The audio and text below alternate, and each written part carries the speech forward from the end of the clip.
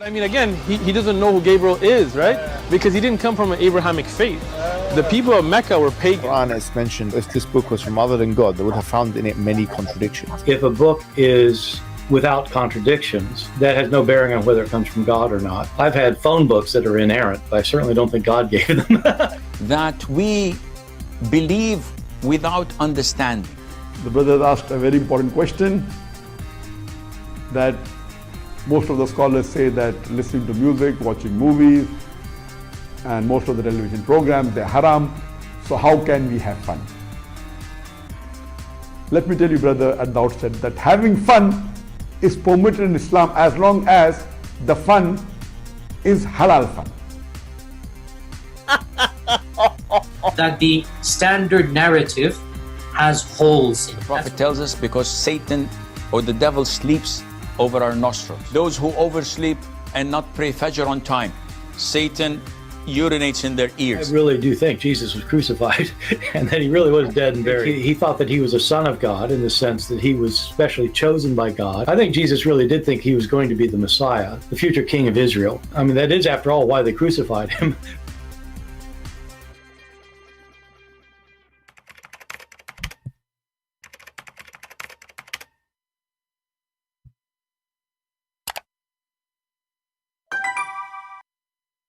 Hello everyone, and peace of Christ to all of you. Please invite your friends, and I hope my voice is coming good and clear. Today we are going to have halal fun, as usual. It's halal always to make fun of stupidity. However, it can be very costly, because stupidity brings other stupid action, which is terrorism.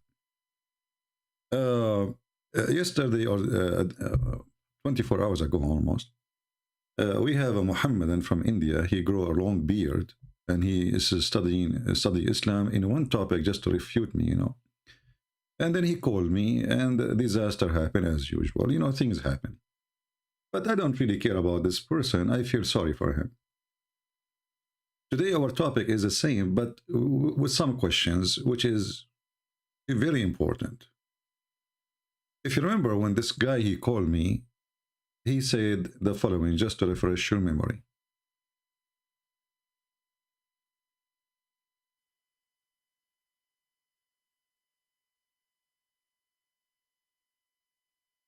Anyone? He will call me, and we will see. Skype is dead. Move the video a little bit. Okay. Here we go. Okay, actually, I'm calling you today for something I saw in your video from last week live. All right. And not about what you're talking right now. Can we talk about this black stone first, and then we go there, if you don't mind? I don't have expertise on this subject. You don't have any what? Expertise on this particular subject. Why? Aren't you a Muslim? Yes, I am a Muslim. I'm calling particularly about. Did your prophet use the black stone? Again, I do not have expertise on this particular subject. I'm saying, so why you are not? So how come you are expert about a different story, but you are not expert in this story? What happened? You are growing your beard for no reason?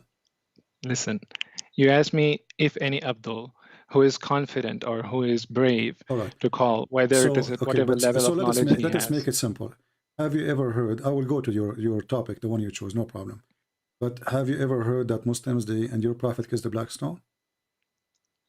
I do not want to talk about that. Can you respect that? Just give me a few, 1 minute from your time, your prices, like just 1 minute.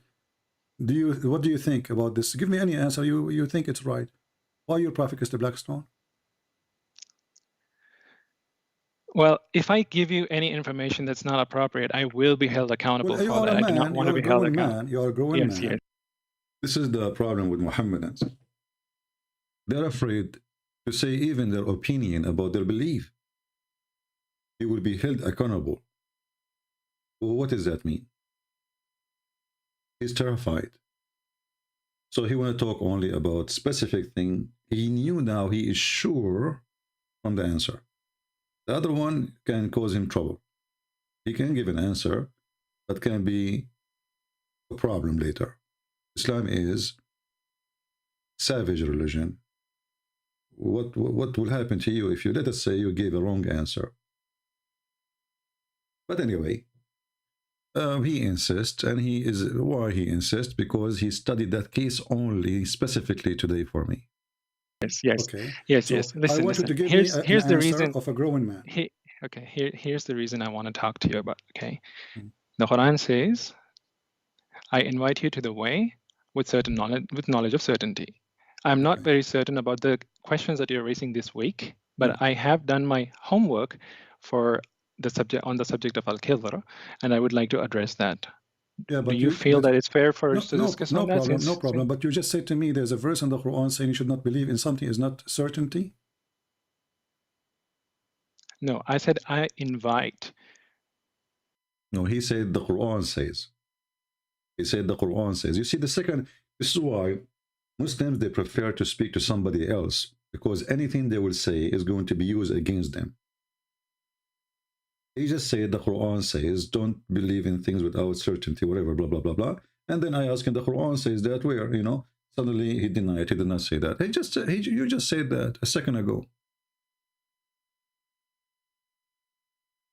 This is why the Muhammadan, they enjoy talking to others, but they don't enjoy talking to me, because with others, they can put all the garbage you want.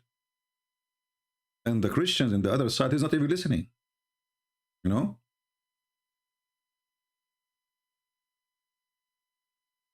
You need to listen carefully to what they say. It's not just to give him the microphone and the guy, he keep talking for 10 minutes and now 10 minutes for me. He says something, stop. What is that? Continue. Yeah? I invite you with the knowledge of certainty. So when I've come here inviting you and everyone who's watching... So you have a knowledge of certainty. Okay, what is that? Go ahead. With respect to Al-Khidr in last week video, all right, you said a few things that were quite offensive, but keeping the offensive side, there were a few things that were logical. No problem. We are here. We give you freedom, my friend. That's all right. Let me allow me, not interrupt me. Allow me to state what I want to state, and then we can discuss about the other things as well. Okay.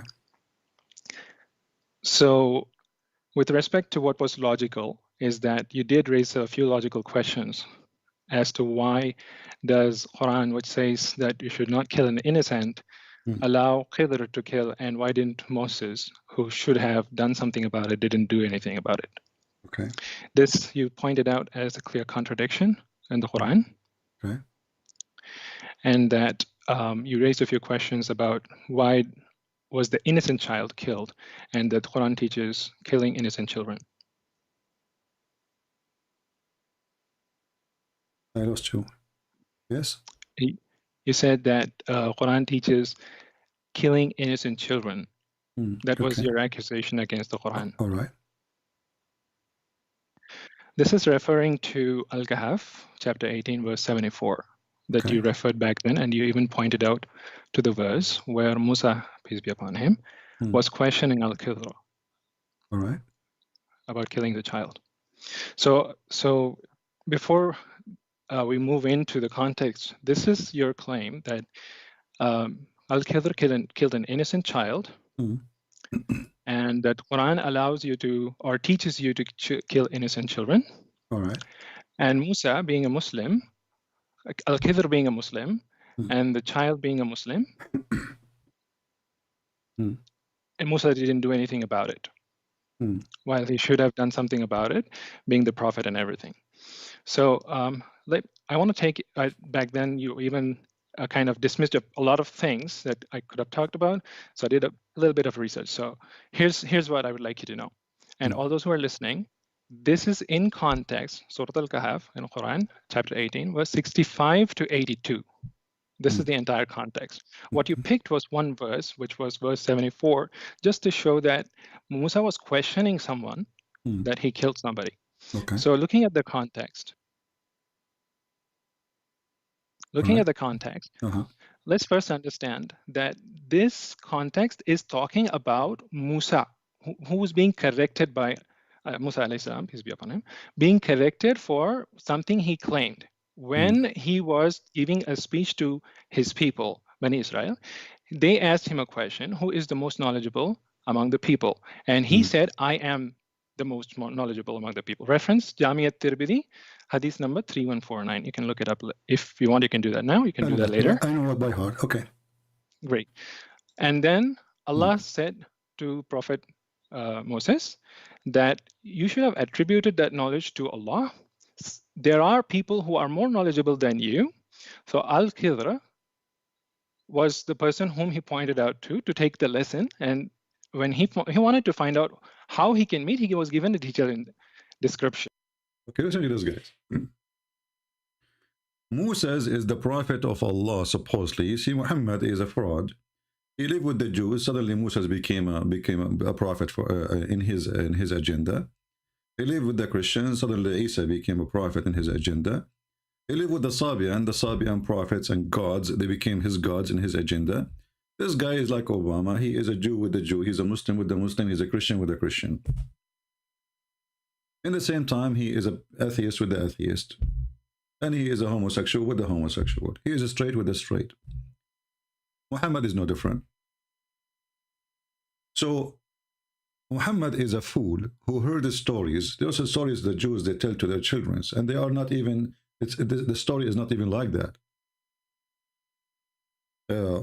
Muhammad, he mixed between two stories. One about a person, his name is Gilgamesh. And the other one is about a person, his name is Moses. And none of them is true. Both stories are fictions. And as usual, Muhammad, he take any stories, he like it, he put it in his book, and he claimed that Allah is the one who told him the story. If we look at the story, as this gentleman, he said, Moses, he said, I am the most knowledgeable. Allah, he got him busted. He says, no, you are not. You are not. Okay, who? He said to him, there is a person, his name is Al-Khidr. And now it's time to send you to school. Allah decided to send Al-Khidr, Moses, to school so he can learn from Al-Khidr. That's what this guy, he said to us. Listen carefully again. Have done something about it, being the prophet and everything. So I want to take, back then you even kind of dismissed a lot of things that I could have talked about.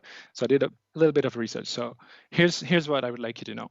And all those who are listening, this is in context, Surah Al-Kahf in Quran, chapter 18, verse 65 to 82. This is the entire context. What you picked was one verse, which was verse 74, just to show that Musa was questioning someone, that he killed somebody. Okay. So looking at the context, let's first understand that this context is talking about Musa, who was being corrected by Musa alayhi salam, peace be upon him, being corrected for something he claimed. When he was giving a speech to his people, Bani Israel, they asked him a question, who is the most knowledgeable among the people? And he said, I am the most knowledgeable among the people. Reference, Jami at-Tirmidhi, hadith number 3149. You can look it up. If you want, you can do that now. You can do that later. I know it by heart. Okay. Great. And then Allah said to Prophet Moses that you should have attributed that knowledge to Allah. There are people who are more knowledgeable than you. So Al-Khidr was the person whom he pointed out to take the lesson. And when he wanted to find out how he can meet, he was given a detailed description. The description, which involves certain particular specific instructions that he should carry a fish, and when the fish disappears, like what? He should carry a fish in a basket, and where the fish will disappear at a point where the waters meet, you will find the person whom you want to talk to. So when the fish will touch the fountain of youth or the fountain of life, the fish will come to life, right? See, you are adding something to my context. Let me give you the context, and we can discuss about this thing as well, because we're talking about verse 65 to 82. That's a big context. But you are the one who mentioned hadith, right? It's you who mentioned hadith. So we can share hadith at the same time, correct? So as long as you mention hadith, I can share hadith. So you said he gave him a sign that you carry with you a fish, but you did not tell us what will happen to the fish. Is the fish going to come to life? The hadith specifies that where the fish disappears is where you will find the person. that Okay, but you're seeking. does the fish touch the fountain of life, water, and come back to life? See, hadith, it means whatever the Prophet said. I know Okay, what the part hadith that is, my you're, friend. Why you are yes, trying yes, yes. to See. rephrase? I'm asking you. You asked the me a fish, question, I'm answering. You should the allow fish me come the back to freedom to life. answer it How properly. the fish will come back? All right, we will stop here, and I will open my Skype to give a chance to the Muslims to call us and tell us why Allah He sent Musa to school and what Musa he earned from that. Because you will see how stupid this religion is. And the reason we want Muslims to call us Muhammadans, and I want somebody he knows the topic very well, the smartest between you Muslims, Muhammadans. I challenge any Muhammadan to tell us, is this a story, is a smart story, or made by a fool?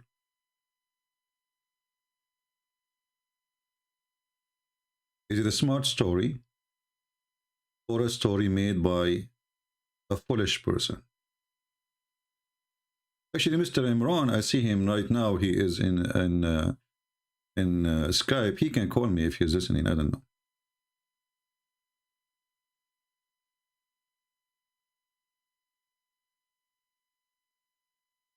Any Muslim can tell us what exactly Musa's learned from this?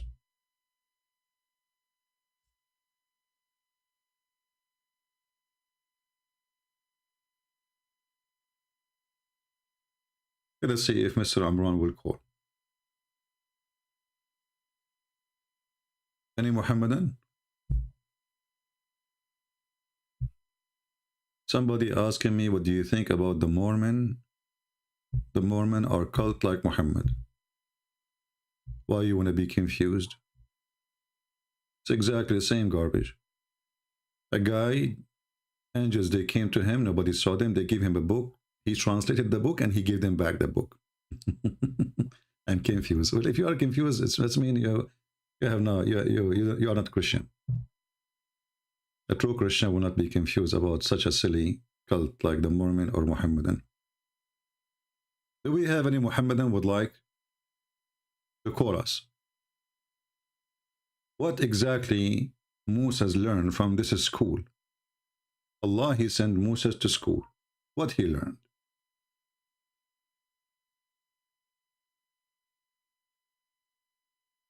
Waiting for any Muhammadan to tell us, let us go to the Quran.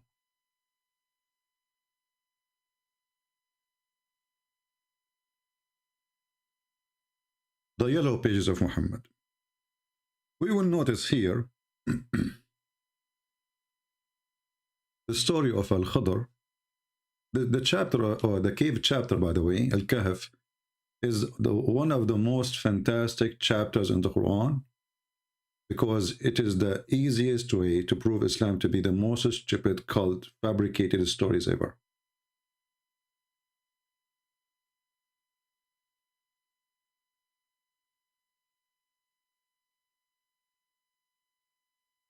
Let us open the chapter.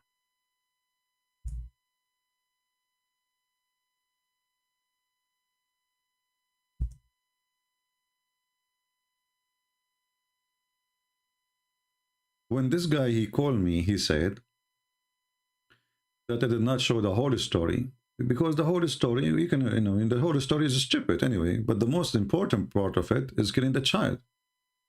Making a hole in the boat is not really important as killing a child. He's a Muslim child. So, when Allah, he sent Musa to find Al-Khadr, the first question you ask yourself, where is Al-Khadr?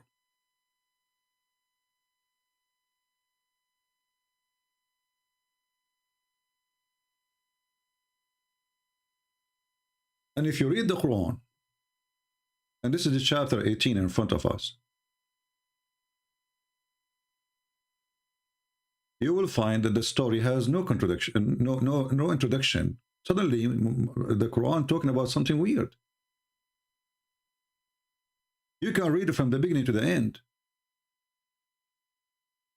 Suddenly,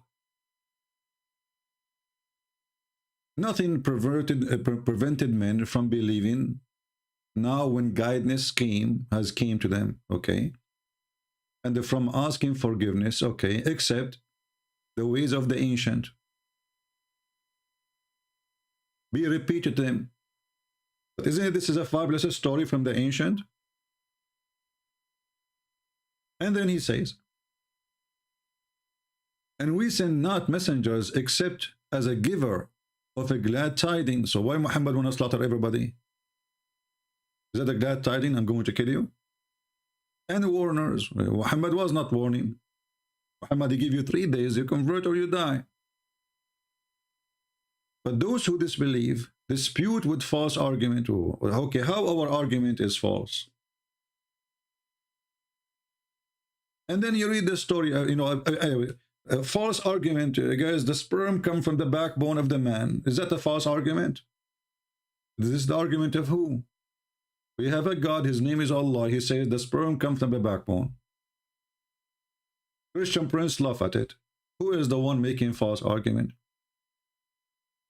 We have a book says women have a sperm coming from their ribs, from the location of the necklace specifically. Quran accused that to be a false argument. Christian Prince, he laughed at this answer. The sun set in murky water. The Muslims, they try to fix it. They say it appear. It sounds like it's a, but it's not Allah saying. No, it's Allah saying you are a liar. And Muhammad confirmed it in the hadith. Duct tape religion. They try to fix it. So false argument, but they cannot refute the argument. This is how false it is. And then you read the verse after it. This guy, he said to us, the story starts from verse number 56. Where is 56? There's no 56. I mean, there's nothing about Musa's here. Okay, we go to 57. There's nothing about Musa's here. Okay, we go to the number 58. There's there's nothing about Moses there. And then suddenly, and here he says, and those towns, like etc. He don't even tell us which town. Muslims, they have to add it between 2 brackets. We destroy them when they did wrong. Okay, but Muslims do not know where those towns are. It's just names. And then remember, suddenly here we go. Remember, okay, how they remember? Do those people know the story?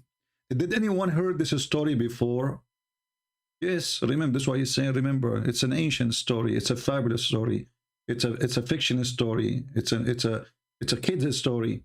And remember when Musa said to his servant, I will not give up until I reach the junctions of the 2 seas. Okay, well, hold on. So what is when the journey started?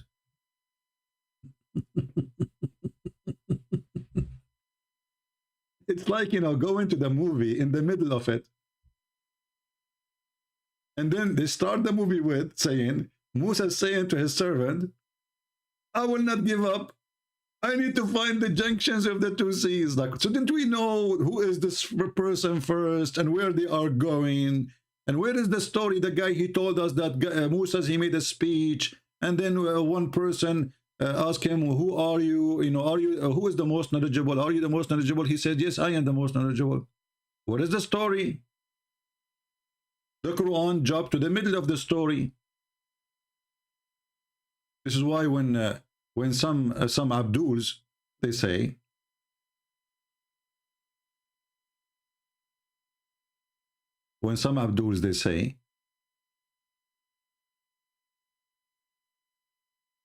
we can follow the Quran only. Sorry guys, the screen was not, but anyway, here we go. This is verse number 56. There's nothing there about Moses. This is verse number 57. There's nothing about Moses. This is the one talk about they didn't accept because of their argument, false argument, as you see. And this is 57, nothing about Moses. And this is 58, nothing about Moses. And this is 59, there's nothing about Moses. And then suddenly, I remember when Moses said to his servant, Muhammad, he started the movie from the end. What is the story?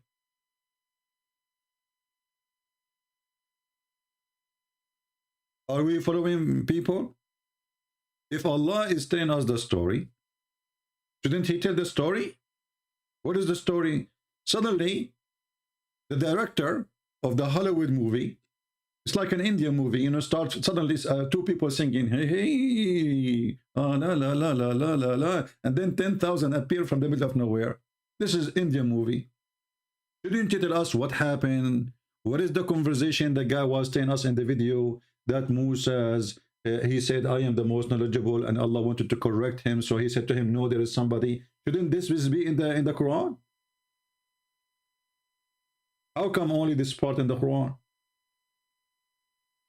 And how we will understand now what happened, why Musa is now looking for two seas. And what two seas is that? The junctions of the two seas. Find it.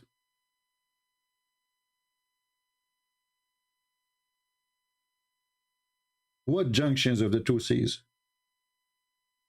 And then you go trying to find the junctions of the two seas just to show you the stupidity of the religion. If we ask the Muhammadan now, where is the location of the junctions of the two seas? The one Musa is looking for. Because there's many junctions. Is that Panama? Where is that? Is that the Red Sea? What junctions of two seas? What does that mean? Is that Constantinia, the Black Sea and the Mediterranean Sea? Is that the Red Sea and the Mediterranean Sea? Is that the Persian Sea? And so we go to the interpretation. You will see the Muslims are putting their finger in their mouth and they are sucking it, trying to find out where is the place. So how Moses was able to find out? Now we have satellite. If you say to me, go and find Al-Khadr, okay, I will find Al-Khadr when you take with you a fish. This is what the guy, he said to us, take with you a fish. He did not even give him direction. He did not give him an address. He did not give him a name of a city. He says, go and find Al-Khadr. Okay, how we will find Al-Khadr? Take with you a fish. So if you want to go, let's go to the video, hold on. Where we will find the location, take with you a fish. What the heck? So I can go in direction, does any direction doesn't matter? Yes, just take with you a fish. And by the way, it's not a fish, it's a wheel. Back to life, because this is how they will know the location, correct? You are not allowing me to answer. When I'm trying to answer conversation, consider yourself the funny, the fountain of life. All this time he is talking, and now he is saying you are not allowing me to answer. The second you say a statement, the Muslim, he cry, he say, you are not allowing me to answer, or you are not answering. Life, okay. The fish will come to life, right? See, you are adding something to my context. Let me give you the context, and we can discuss about this thing as well, because we're talking about verse 65 to 82. That's a big context. But you are the one who mentioned hadith, right? It's you who mentioned hadith. So we can share hadith at the same time, correct? So as long as you mention hadith, I can share hadith. So you said he gave him a sign that you carry with you a fish, but you did not tell us what will happen to the fish. Is the fish going to go to come to life? The hadith specifies that where the fish disappears is where you will find the person that you're seeking. Does the fish touch the fountain of life, water? So how you find the direction? This is a prophet of God, sent by God for a mission, and now just walk. Walk where? Walk in direction of Europe, direction of Africa, or direction of Asia. Where? Because remember, Musa is in the middle of the Middle East. So he can just go to the north. He is going to go to Europe. Go to the south. He is going to Africa. Going to the east, he can keep going until he go to China. So where he will go? Oh, just take a fish with you. Look, this is school. How we find the school? Take a fish with us, and that is a whale. It is a whale. Back to life. See, hadith, it means whatever the prophet said. I know Okay, what the part hadith that is, my friend. Why you are yes, trying yes, yes. to See. rephrase? I'm asking you. You So asked the me a fish, question, I'm answering. You should the allow fish me come the back to freedom to life. answer it How the properly. fish will come back to life? Because this is how they will know the location, correct? You are not allowing me to answer. When No, I'm we are trying to having a answer, conversation. Consider yourself first of all, drinking coffee with me. We don't want to jump over things. We want people to have full understanding. I'm That's sorry, why you what's are your calling name? What's your name? Christian. Okay. And this is what is sometimes is really silly. A person, he called you and he was watching your videos for a century and he knew your name is Christian Prince, and then he asked you what's your name. Like, I'm talking to who? Oh, okay, I forgot. Yeah, this is Muhammad. He was bewitched. Now he remember what's your name? Okay. Well, Christian. Yeah. You didn't. First of all, you didn't allow me to give the context. I was. All this talk, I did not give him the chance to give the context. He told us about who a person. He told him, "Are you the most knowledgeable?" Allah told him, "Oh, the whole story," and I'm not telling him. I'm not giving him a chance. I was hoping that you'd No, I want you respect to me give enough to full give. context. I want you to give Yes. a full coverage of the story, so people will know. Yes. As long But we started if you from interrupt where, me, from the beginning, etc. So I'm asking you, Allah, if He you gave them the interrupt sign, my friend. I like Listen, to go listen. over details. Listen. Does it hurt you? Does it hurt you? To be honest, I mean, be honest with me. Does it hurt you to give us more details? So Allah, He told them to carry a fish. see, Okay, what the what fish will do? Tell us what the fish will do. What you're doing is you're interrupting me, I'm and not. I'm not. I want you to see, give us the whole story, not a part of the story. So you haven't. Allah, Yes. Did you mention to me that Allah, He told them carry with you a fish? Did you mention that? Yes. Okay, what the fish will do? Go ahead. Where the fish disappears, he will find how the the fish will person who's disappear. looking. How the fish will disappear is not something that is given to him as a sign. The sign that's given is where the fish will disappear. See, they will not answer. That's why they fear to call me, because every single question counts and it's very serious. How the fish will disappear? It's not how the fish disappear is a sign, is the fish disappearing, because how the fish will disappear? We have a dead fish. It's not a fish, it's a whale, again. In a basket. I never heard of somebody, Musa must be a giant to carry a whale in a basket.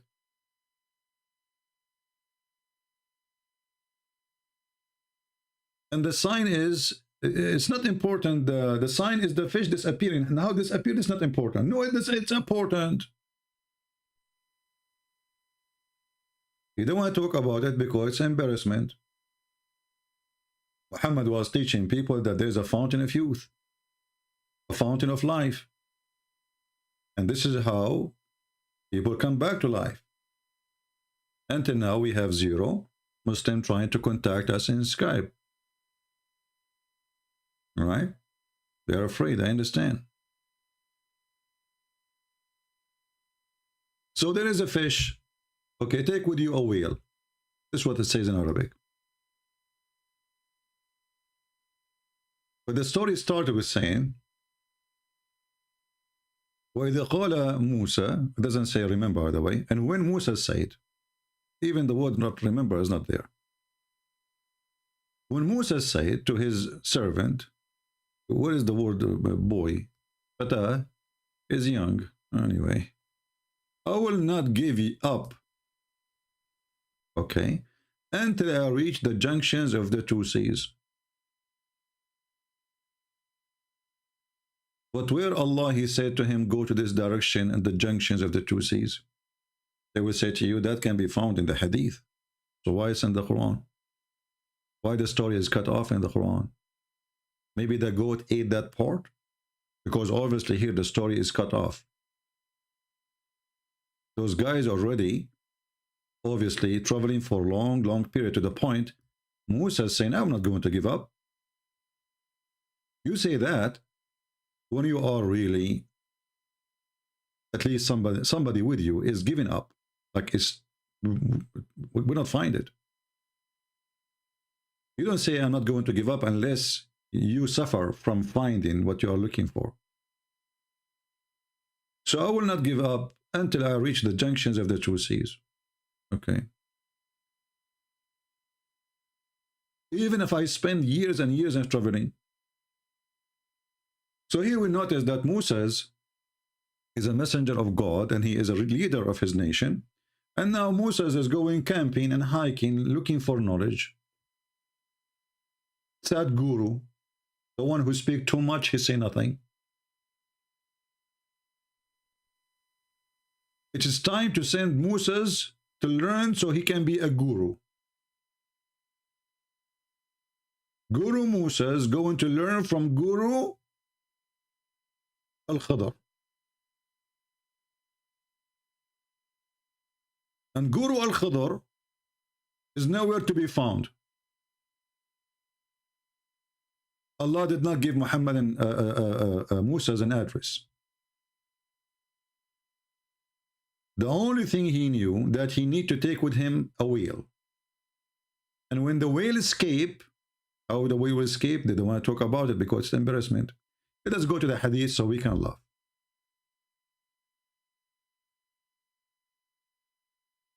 This is the story here.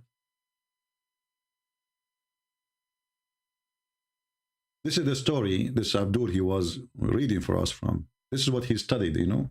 Like he took him to some time to study, and he was now like focus, right? So it was said to him, keep a salted fish. It's a salted fish. But in Arabic it says hutan malihan, which means salted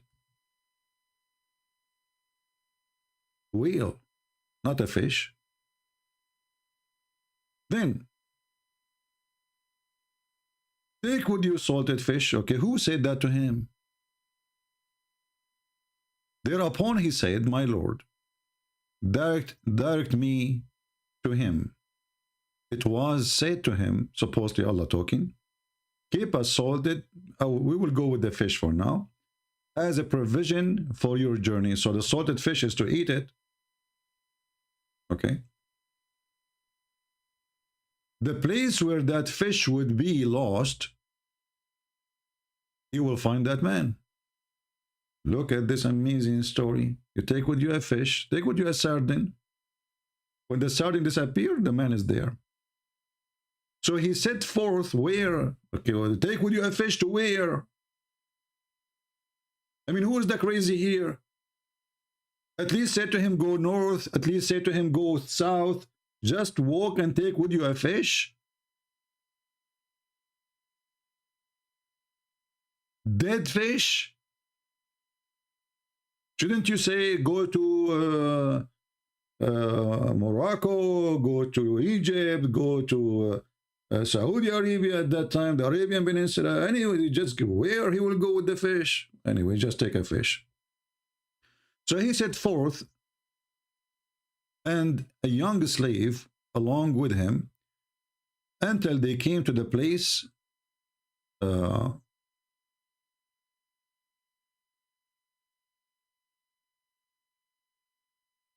there's a rock. I mean, look at this translation here.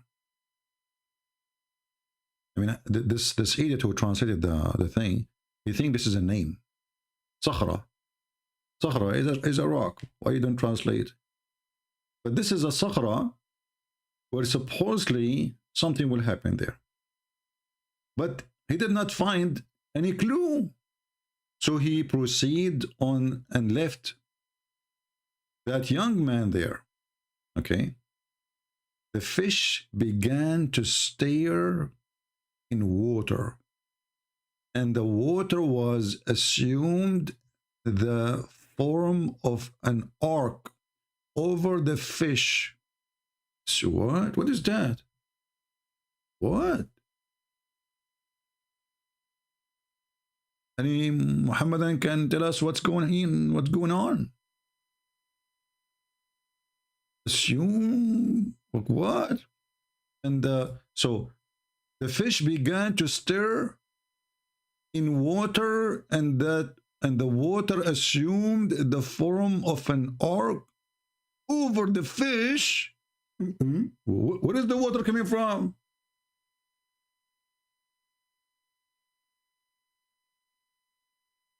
What the story here saying, they arrived to a rock.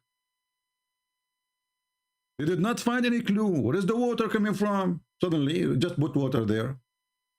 And now the fish is swimming in the water. Continue. The young man said, I should meet Allah apostle and inform him. But he was made to forget. Look at this drama. Allah made him forget. Maybe not Allah, maybe shaitan. We will see later. Which is the same. And when they had gone beyond, and look, guys, look at this story. The dead fish or the dead whale start moving. The servant, he decided to tell his master, well, I should tell my master the fish is moving. He forgot. I mean, this is happening every day, that we have a dead whale for maybe a year or maybe a month or maybe a week, and then it start moving. He forgot to tell. I mean, they are together next to each other in a trip. What do you mean he made to be forgotten? This story is not even good for kids. This is the servant and this is his master, and they are in a journey and they are together in the same place. It's not like the guy in his bedroom.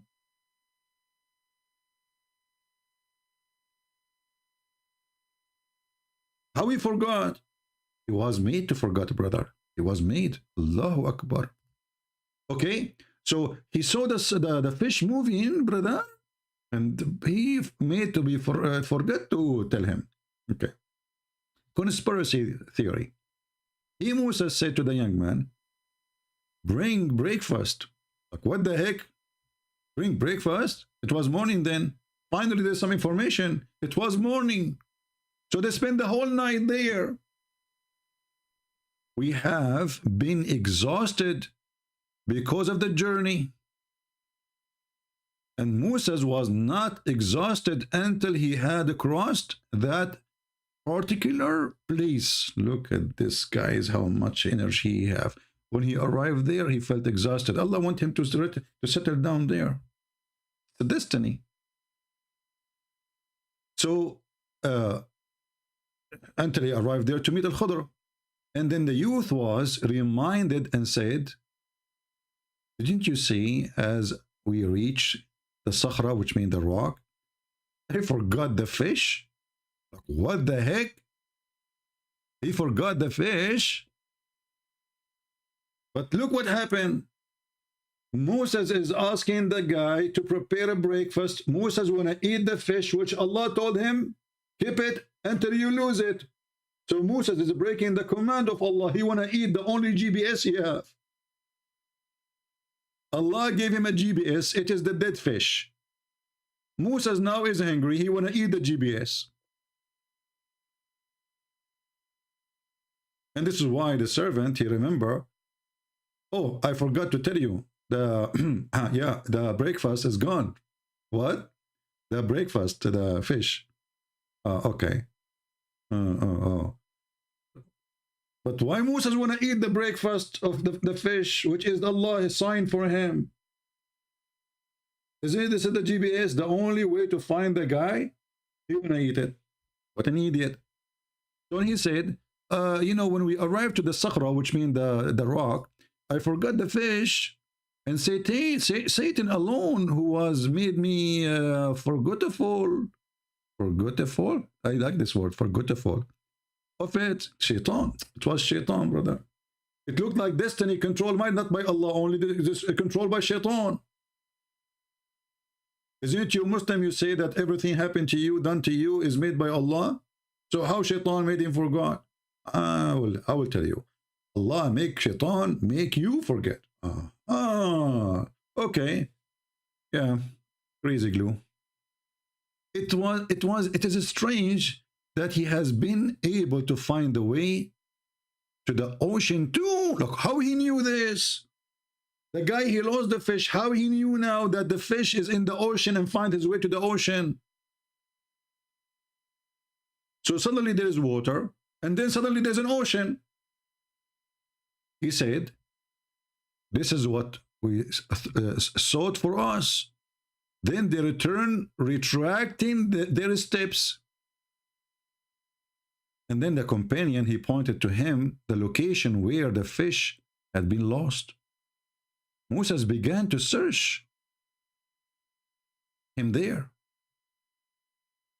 He suddenly saw Al-Khadr warped in a cloth and laying on his back. Oh boy. Al-Khadr laying on his back. Take a note. Prophet of Allah, they lay in their back, not in their side. There's a fatwa, by the way, about you should not lay in your belly, because if you do that, Shaitan will do boom boom to you. Genie. He said to him, Assalamu alaikum. Look at this. The Khadr speak Arabic. Oh, speak Hebrew, sorry.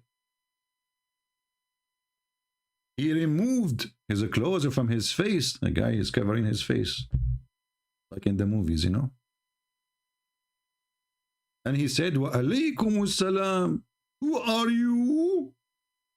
Look at the question, like, who are you? He said, Musa, I am Mushay Habibi. He said, who is Mushay Habibi? He said, Mushay from the children of Israel. He said, what brought you here? Look at the investigation now. It's a deep investigation. He said, I have come so that you may teach me what you have been taught of righteousness. Stop. So the purpose to come here is to learn righteousness. Any Muslim have a comment? Any Muhammadan? What is the purpose of Musa to come here? To learn righteousness.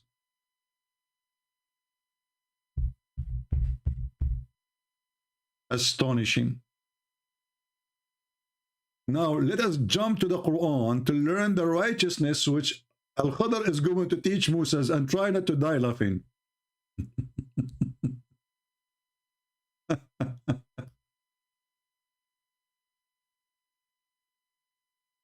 So when they arrive to the junctions of the two seas, which God knows where, actually, hold on. I wanted to show you where the junctions of the two seas, just to show you how the Muslims they try to figure out their religion. This is in chapter 18, verse number 61. 1861. We go here.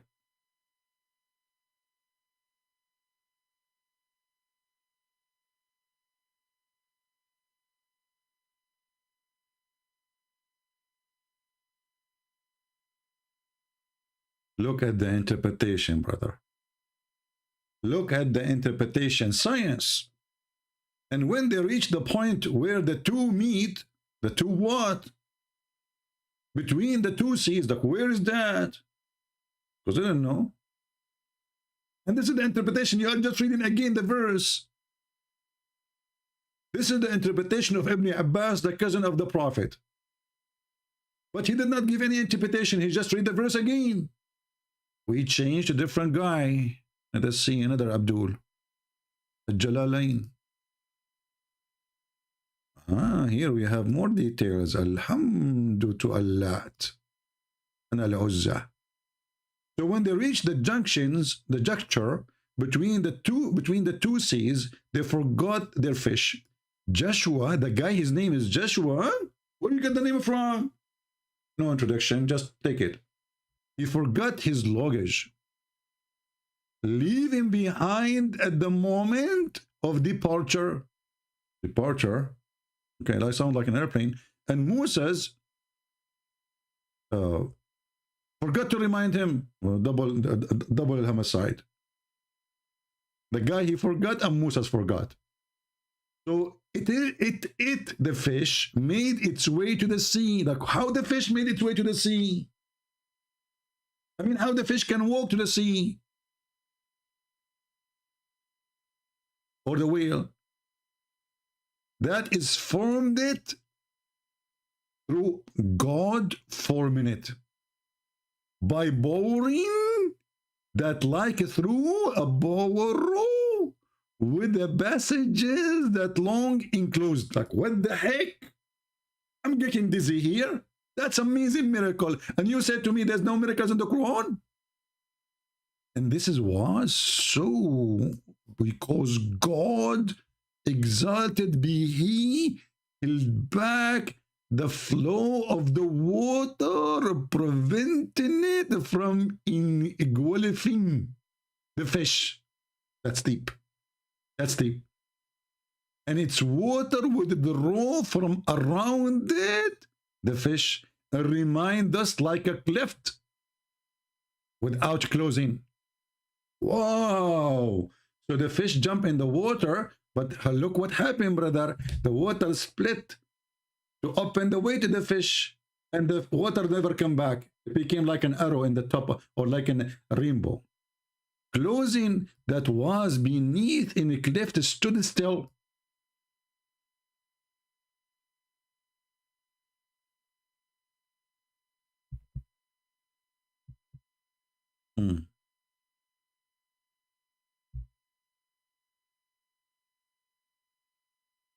You know what? I think this is not enough. I need to see what Ibn Kathir he say about this. Hold on. He is smarter than those because he is coming from a newer generation. He's like a YouTuber of his time. Yeah, this is exactly Ibn Kathir. He tried to fix the stupidity in his religion by lying. The biggest liar ever, Ibn Kathir. He is the YouTuber of his time, trying to refute the Christians and how they laugh at him. I mean, Muhammad. So we go, let's see, I will put it in the screen for you. Give me a second. We go to...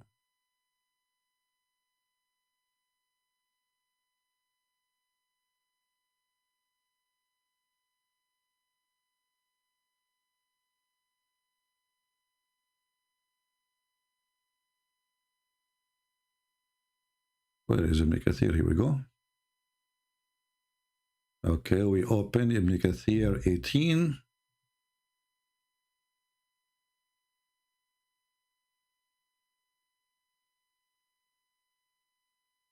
It's fun, isn't it? I'm sure many of you now feel like, you know, going back on time when you were a kid watching Mickey Mouse. This is Mickey. Mouse is coming.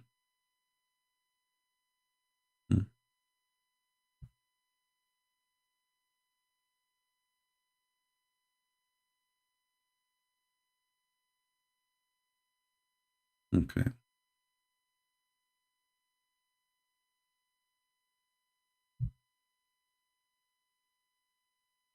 All right, here, this is Ibn Kathir here.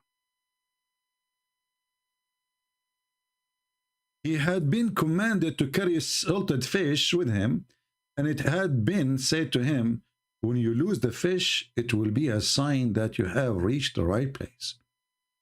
So they set out and traveled until reached the junctions of the two seas, where there was a spring called Ainul Hayat. The guy, he refused to talk about it in the video. Remember, I asked him? Because it's an embarrassment. The spring of life. Somebody called the pirate of the Caribbean and tell them right now, we found the fountain of youth. If you like to drink from it, we have some of it in the tafsir of Ibn Kathir and the hadith of Muhammad. The spring of life is here. You want some? I will send it to you all the way to Kashmir. The spring of life is here. So this is how the fish come back to life, the whale, because simply come in touch with the water of a spring of life, which nobody come in touch with it and not come back to life. Actually, that's why I'm alive. By the way, I died long time ago. Long centuries ago. But what happened, brother, I know the location of the spring of life. So I went there, you know, I told my friends, when I die, take me there, so put some drops in my, you know, nose and my toes. And then, you know, I became alive, and now I'm alive forever. So here it says, there was a spring called Al-Hayat. Al-Hayat in Arabic means the life. Ainul Hayat. Ain in Arabic means eye. But we use the same word for a spring, like eye of a water, you know, eye of a spring of water. So Ainul Hayat, the spring of life, and they went to sleep there. And the fish felt the drop of that water. So it come back to life. Look at this. Look at this. Hold on. I want to go back to the Quran. Is that the Quran who says that we Christians, we have false argument?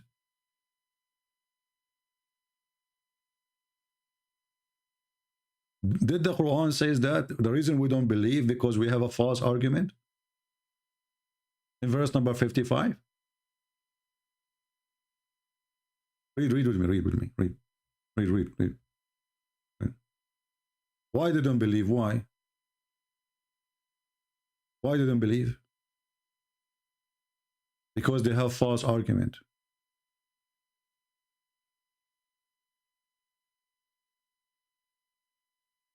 It's obvious.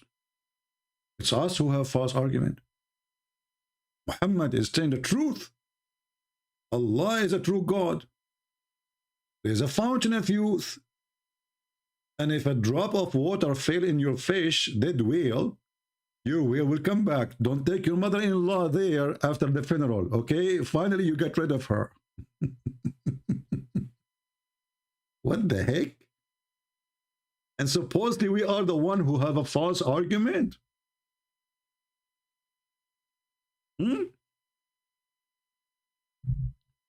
False argument. We do have false argument. And you do have a true argument. That there is a prophet, his name is Moshe. He was sent to school. He did not know the address. He take with him a fish. The fish is dead and salted. He put it in a basket. When he walk in the street, walking down street, la la la la la la la la la la la, carry my fish.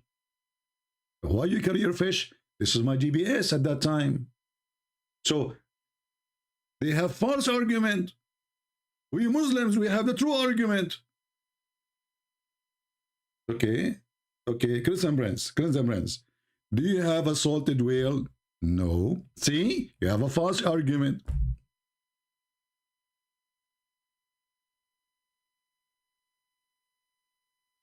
Now, being honest with you, how many of you is convinced that Quran is coming from the true God? It is from the true God, brother. And actually, that Abdul, he said to me, I take only what the Prophet said, that the guy who said the fountain of youth or fountain of life, it was a guy, his name is Sufyan. Go back to the video, please.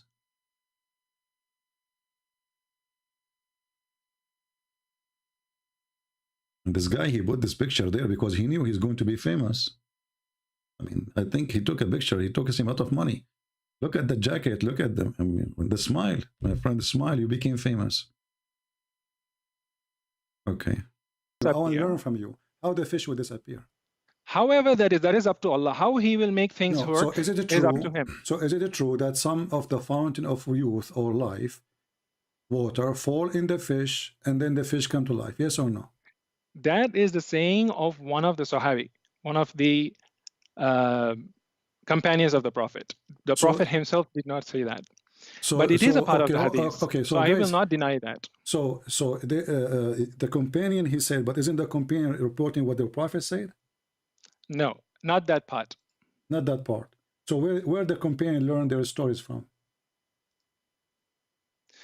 See, the hadith, that's why I was going to give you the definition of the hadith. When we talk about the hadith, it is what traditionally what has been narrated. In the hadith itself, the one that I'm quoting from Jamia Tirmidhi 3149, where Ibn Abbas said that so-and-so, like Nauf al-Bakali, claimed that Musa alayhi salam was not the Musa of Bani Israel when he went to meet Al-Khidr. But the part that you are specifically talking about, where the fish will become alive, is mention of Sufyan, one of the narrators, who said, but he's not quoting the Prophet. The Sufyan. No, he is quoting the Prophet, because first of all, nobody says to him where you get this from. Secondly, Muhammad, he mentioned that in many places. As an example, let me find you a different hadith. Here we go. This is Sahih Muslim, and this is the one is talking here is Muhammad. Sahih Muslim 182a, as you see in the screen. All mankind they will be resurrected from death by the water of life, which is going to be ejaculate. And this is why this guy, you remember this guy, what his name? Abu Layth, Mufti Layth. The Muslim gets so upset from him when he wear the umbrella, he put the umbrella in his head because Allah will ejaculate. So here, the people who they are dead,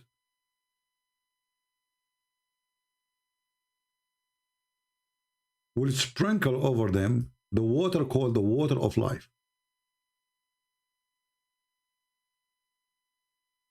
And that will bring them back from the dead.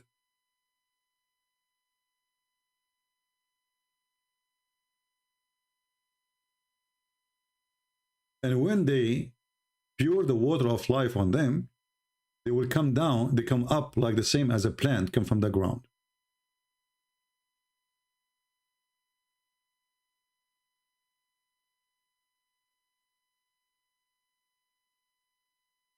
So when this Abdul, he says, this is not the prophet saying that. Well, your prophet is obsessed with the fountain of life.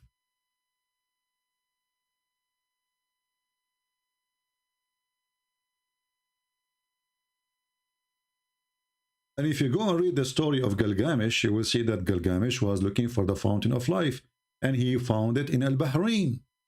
Exactly as it says in the Quran. You see in the Quran, it says, they translate the word Bahrain as the two seas, but in Arabic is not two seas. It means two seas, yes. Bahrain is a location. It's called, the country is called Bahrain. There's a country, it's called Bahrain. This is the country we are talking about. This is where Gilgamesh, he went there to find the fountain of youth.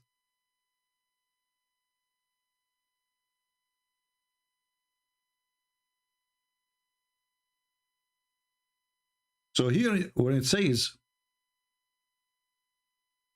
I remember when Musa said to his boy servant, I'm not going to leave until I arrive to the, to the two seas.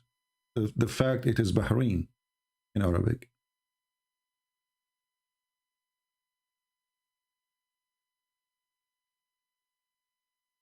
This is what Bahrain, the name of the country, mean. Bahrain.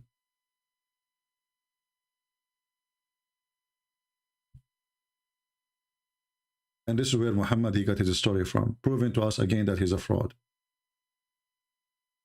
And then, the title is our video. Until now, there's not a single Muslim there to call us. Take a note. Even I text the guy, he was online. I text him to call me, Imran Fazil. He went, actually it says available. Let us call him, Maybe we can get him for a dinner.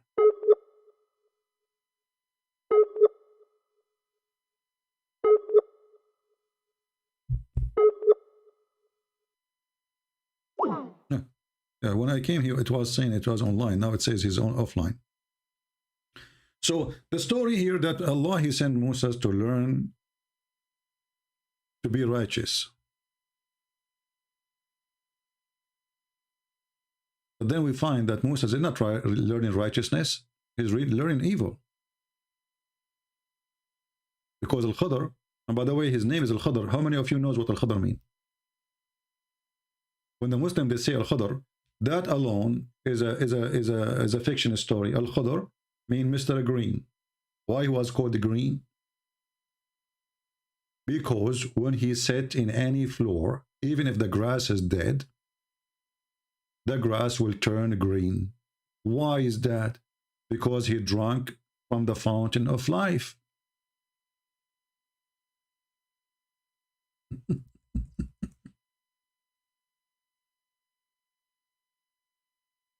And I find it funny and astonishing. There is somebody, you see like some few blonde people converting to Islam, or even not blonde, wherever they are.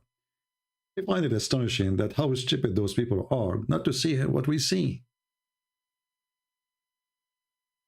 Is this really what make you convert to this garbage?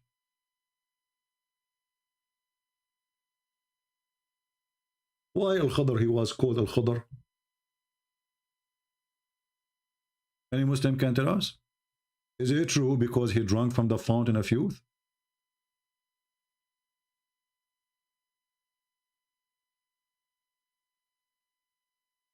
And wherever he sat, his ass will make whatever underneath of him green?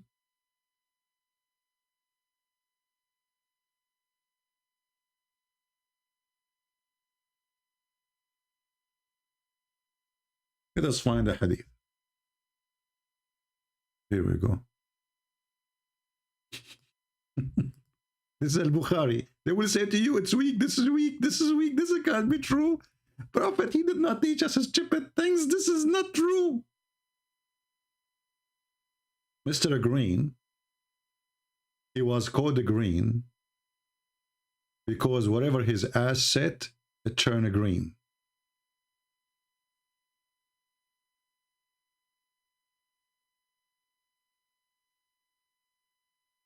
Negla, he's saying, why do you always deflect criticism of your religion? Would you like to explain some questionable things in your book? My friend, I do not need to explain anything in my book because your stupid prophet already approved it. So are you a Muhammadan or you are a Muhammadan? Can you explain some questionable? No, I will not explain it because your prophet, he says, I believe in thee and the one who sent thee. So you should question your prophet when you question me. Because how your stupid prophet, he says, confirming what is with them, and then he make an oath, put his hand on the book, it says, I believe in thee and the one who sent thee. So how come you don't believe in the book was sent by thee, and Muhammad, he believe in the book of thee when the book have a questionable questions about it?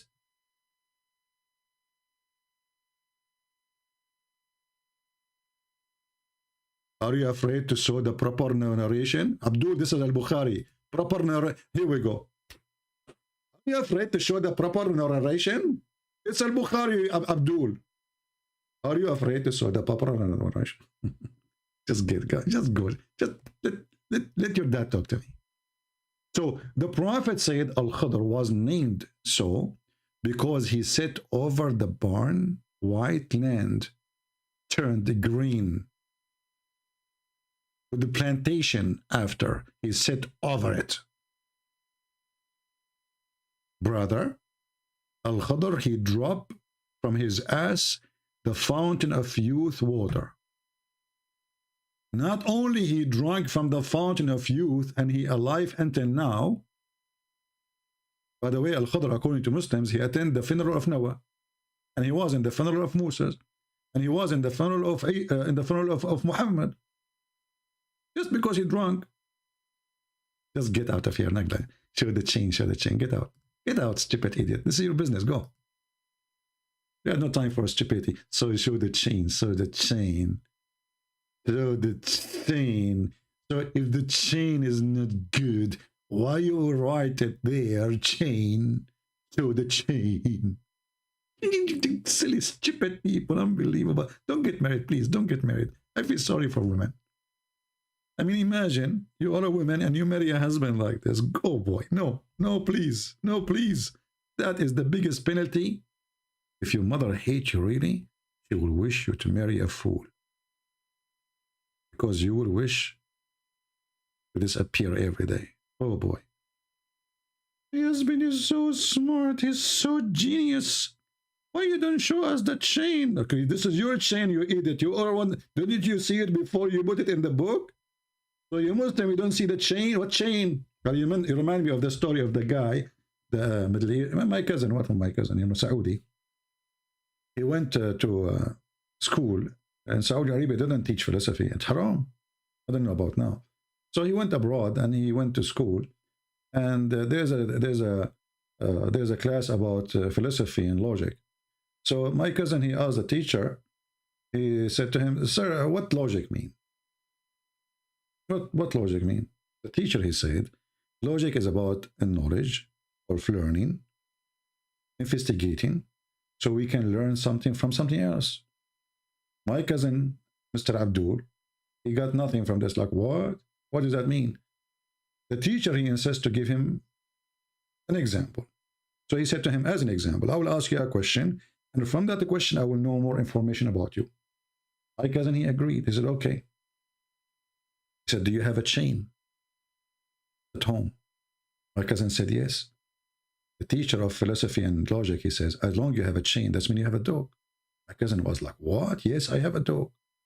The teacher, he said, as long as you have a chain, you have a dog, that's mean you have a yard. Cousin, he said, wow, yes, I have a chain, I have a dog, I have a yard.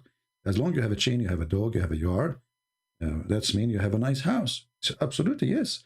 I have a chain, I have a dog, I have a yard. He said, as long as you have a big house like this, have a yard, etc., your mother will take care of it. He said, yes, my mother is for sure taking care of it. Need a lot of work. He said, as long as you have a chain and you have a dog and you have a yard and you have a nice house and your mother is taking care of it, that means your mother is a decent woman. My cousin was like, wow. So he said to him, the teacher, see, from the chain we learned that your mother is a good woman. My cousin, he loved it. So he went in the street. The first one he saw, he asked him, do you have a chain? He said to him, no. So he said to him, your mother is a whore. Because this is how they learn logic. The teacher, he just taught him that the one who have a chain, his mother is a good woman. Obviously, the one who don't have a chain, his mother is a whore. Welcome to the Abdul logic. Aren't you the one who put the chain there? Isn't it this is your Sahih Hadith? Isn't it this is your translation? Isn't it this is your website? Show me your chain, I will tell you who you are.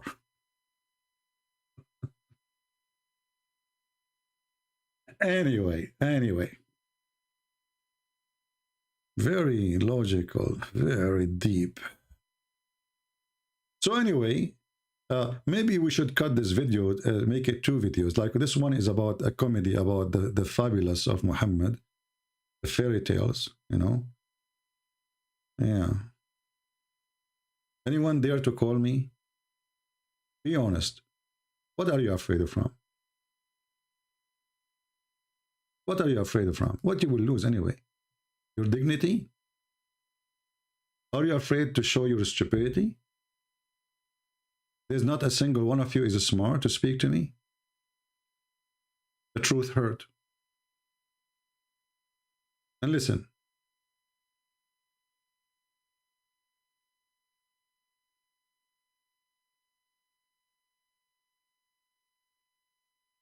If you call me and bring victory to Allah, Allah might bless you and make your ass a blessed ass. So you sit in the ground, you make everything green.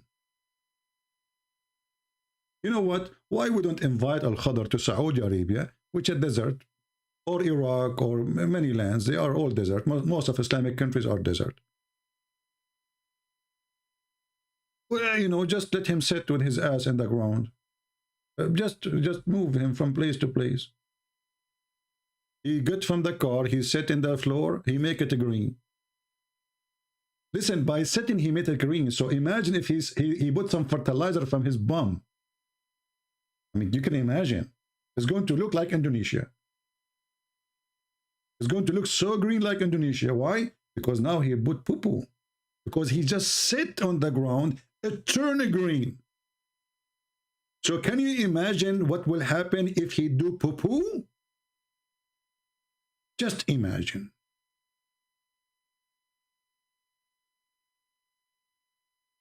Are you going to say your prophet is not telling the truth?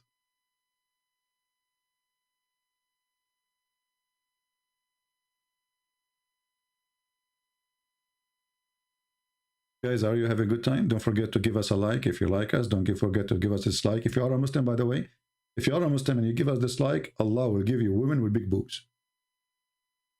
Get the big boobs and give us dislike if you are a Muslim. If you are a Christian, sorry, I cannot give you big boobs. That is out of my control. I mean, look at this religion. It's very convincing, brother. It's very convincing. If you believe in this God, Allah will give you big boobs, women with big boobs. What do you want more? What anyone want more? I mean, what life is about? Big boobs mean a lot of milk. Alhamdulillah. I mean, why they have to be so big, man? I mean, if there is something wrong, isn't it Allah who created the small and the big ones anyway? Are you saying to me that Allah, when he created the small ones, he made them by mistake? What the heck with this? You know what? I can increase the view of my videos just by making a promise of big boobs. If you are a Muslim and you like to earn the big boobs, share my link. Booby, booby, booby. This is God.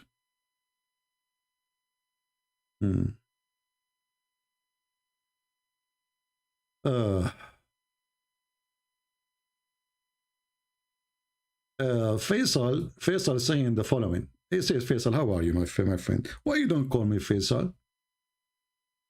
I will take what you said and put it in the screen. And I want you to keep posting things because we can use them in a very nice way. So look what Faisal he's saying. فيصل المطيري هي مطيري انت مطيري شنو هذا يقول قلنا احنا قرايب يا مطيري فيصل المطيري CP, you are a shame and disgrace to your family. You were not raised well as a kid. I can tell you were bullied. Like, hold on, what if I show you the hadith that the prophet was bullied? Are you talking about Muhammad or about me? You can tell that nobody can bully me. I'm the last one who can anyone do bully with him. You can tell. I mean, do you see how much I am not confident? You can bully me. I will whip the floor with you in 2 seconds. But as I know that your prophet was bullied, and he was a bully too. Actually, even your God was a bully. Look, let us go there. Allah, he decided to bully the uncle of Muhammad. Can you believe it? Look, we have a bully. The whole Quran is a bully book. Bully bull. Is that God talking? Perish the hand of the father of the flame. Perish he, and no profit for him, and all his wealth will not gain. Brent soon will be in fire, blazing flame. And okay, you know what? His wife. Okay, his wife. Let me tell you about his wife. His wife, she will carry a robe. Is going to make from from leaves around her neck. Okay, and she will be carrying wood for fuel. Okay, bully. You know. And the robe will be twisted. A robe from palm life fiber, brother. Isn't it? This is a bully. What is this? This is how God he taught. This is a God who can do nothing about it. I mean, who are you? You are God. Who is this guy? Is a guy. Can you believe that there is a God who is the Almighty? He go to his office to bully a guy in YouTube. Abu Lahab, he made a YouTube about the Prophet. The Prophet complained to Allah. Allah sent him the solution. I'm going to bully him, okay? Don't worry.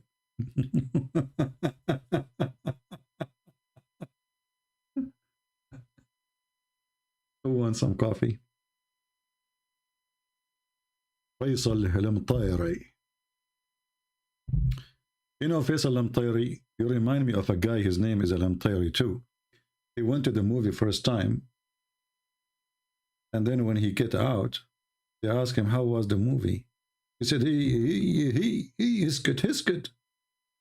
By the time I finished watching the movie, by the time I finished saying assalamu alaikum and shaking hands, the movie was over. I think this is you. I remember you now. The guy, he come at the end of the movie saying to me, you must be bullied, huh? He's trying to find it. See, this is philosophy. This is philosophy. The guy, he thought about it.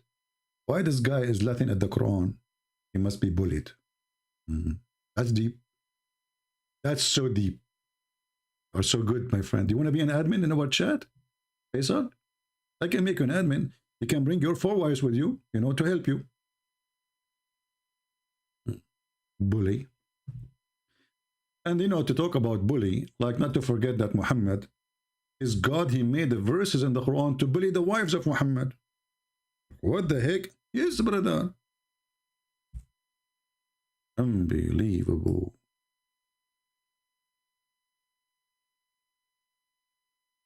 Look at this. The wives of Muhammad are fighting with Muhammad because he's a perverted man. And look at this, brother. I will take a break from the story about Musa's now. Maybe we continue next time in the video. But let's stop here. When the Prophet disclosed matter of confidence to one of his consorts, okay, and she divulged, I don't know how to read this word, sorry, I'm an Arab, to another, like what the heck? And Allah made it known to him. He confirmed the part therefore, and he repudiated,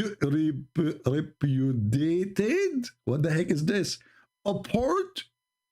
This is God talking? Okay, let me tell you now. So Muhammad, he told his wife something. The wife told the other wife something else. And he told something, the same something he told her, she told something. Then the other wife, she told something to Muhammad about the something she told from the first wife. And then Allah, he informed the Prophet about the something. You know the thing? I mean, this is God talking.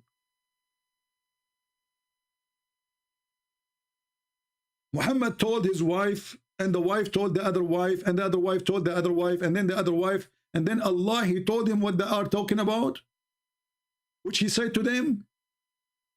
That's deep. This is God talking. It must be from God. And then look at the miracle. She said to him, who told you this? He said, he told me who knows. Like what? The all-knowing. What do you mean he told you? You are the one who told him the story. I mean, the guy is the first one who told them the story, or what he promised. And then she said to him, who told you that? He told me the all-knowing. But you are the one who told them the story.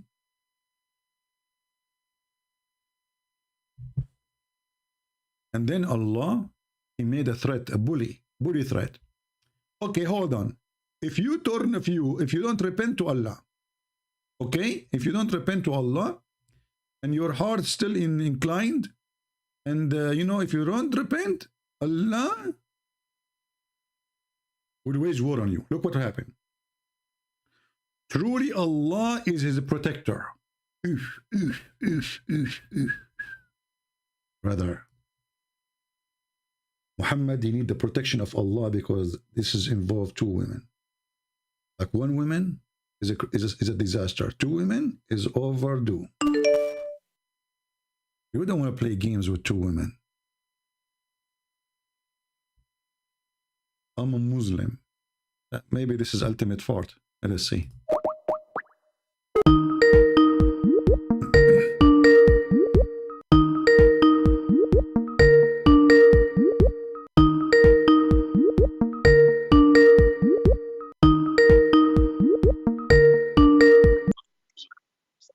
Hello? What's up, CP? Ultimate fault. This is ultimate fault, yeah. I'm a Muslim. You are not a Muslim. You are the last one to be considered a Muslim. You don't believe in the Quran. You don't believe in the Hadith. You don't believe in Arabic. You believe the Arab are stupid people, so your prophet is stupid. Do we have any Muslim? So Muhammad, he received a verse from Allah saying, truly Allah is protector. And who else? Allah is not enough. Allah is weak. And Jibreel. Look at this. Let us count together who is going to join the army to fight two women. They are 5 foot tall. Brother, it's not easy. The war was big.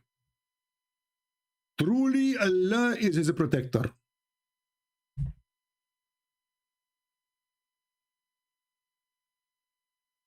Can you imagine the threat the Prophet, peace be upon him, is facing? Two women against one man. Not enough. And Jibreel. Not enough. And every righteous Abdul. Not enough. And furthermore, the angels. All of this against two women. If Allah protect him already, why we need Jibreel, and why we need the righteous Muslims, and why we need the furthermore the angels? Is that a book written by a Mickey Mouse or by God? The Bible says, if God is with me, who could be against me? That's it. God was with me. What Jibreel? What, you know? Allah, He's a protector. It's over.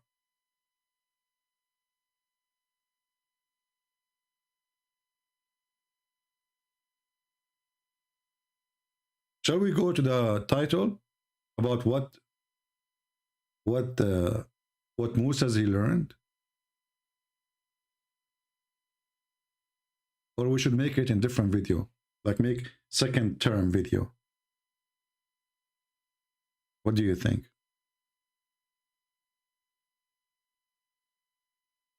Right?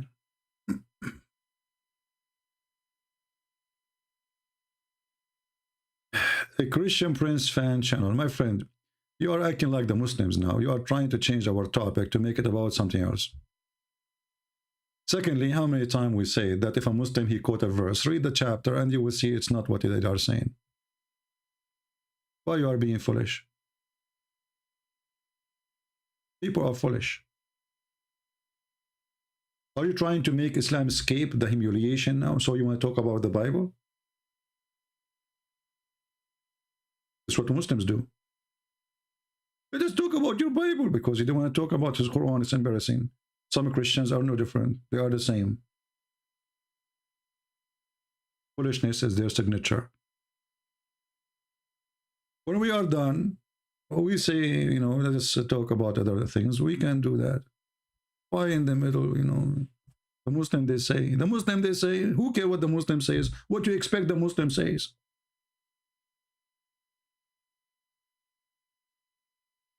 Faisal, he said, you have religion, you have mine. Faisal, that is the most stupid statement ever I heard. So if you have your religion, I have mine, why your Quran keep calling us names? And why your Quran says kill the Christians and the Jews? I will tell you why. Because you are using abrogated verses. You are a fraud. Muhammad, he said that verse when he was weak. You have your religion, I have mine. And as long as you mention this, just to show you how stupid Muhammad is. This is the chapter of Al-Kafirun. Muhammad is a prophet of God, the Muslim they claim. The prophet of God, he received messages from his God. That's wonderful. And he said in his messages, and this is what you are quoting for me, he says, and I will not worship that you have been worshipped, nor you will worship what I will worship. If you don't like translation, which is not good translation, by the way, we can't change it. So you're a prophet, he predicts that those people will never worship what he's worshiping. But later, all of them became Muslims. Do you see how stupid the Quran is? How this can be a book of God? When he said, you will not worship what I worship, that's meaning you will not worship what I worship.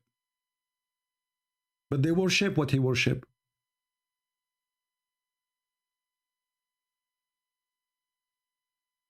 Do you see it? Go and read the book. It's called Asbab al-Nuzul. Or read any interpretation. He was speaking to people who later all of them became Muslims. So how he said to them, you will not worship what I worship, and I will not worship what you worship. And later all of them, they worship together the same what they worship. Stupid Quran. Copy paste people. Nobody want to use his brain. Your brain is not useful the same as the ass of Al-Khadr. The ass of Al-Khadr, may Allah bless his ass, obviously his ass is blessed, is more useful. I did read the whole chapter. What the whole verse, idiot? It says, you will not worship what I worship, and I will not worship what you worship. You have your belief, I have mine. Later, all of them, they worship what he worship. Idiot.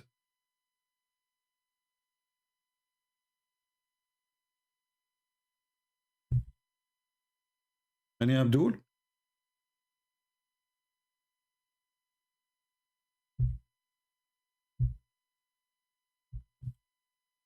Anyone?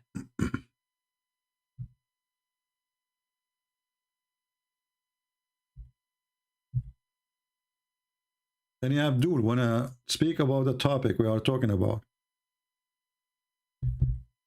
And the Christians in the chat, focus with us, please.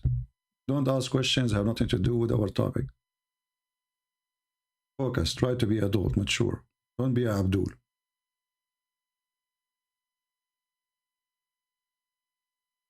Any Abdul?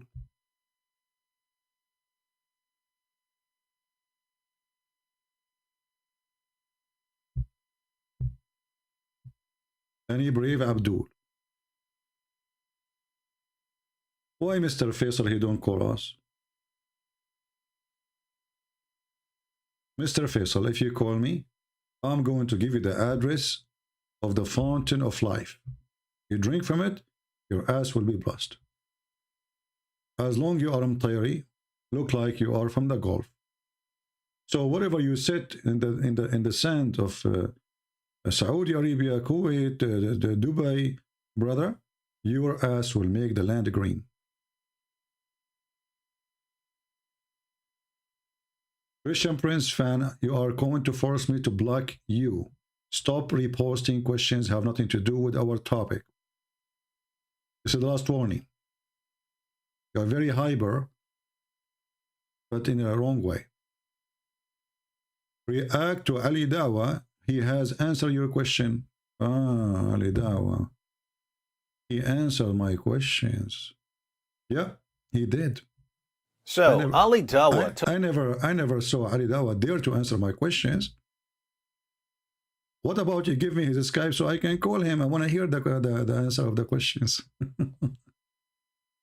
Oh, what I know that Ali Dawa was crying for people leaving Islam, asking people for donation, brother, because he is the only one who can save Islam from people leaving Islam. Did you hear what Ali Dawa he said, brother? Hundreds of thousands of people leaving Islam, brother. Leave Islam every single year. It is going to become... What? Every single year, what happened? What happened every single year, brother? No way. Researchers show that over 100,000 Muslims leave Islam every single year. This is what Ali Dawa said. And I assure you, 99,999 from them, they leave Islam because of me. This is your Ali Dawa. As a kid. Just want your donation. And all this drama is about what? Donate for us. Donate for us. A person who love Allah, huh? Okay, you want to defend Islam, why you are, okay, so the reason he is scaring you that a lot of Muslims leave Islam, so you can make a donation. Scam.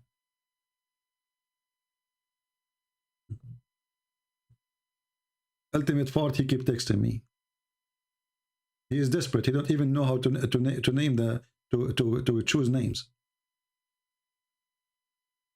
And look, it's going to be a tsunami. It is going to become an avalanche. 24% of Muslim youth are leaving Islam. A tsunami. Brother. Look at this guy. Hold on.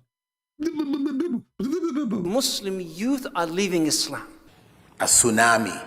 Your child is going to become an apostate.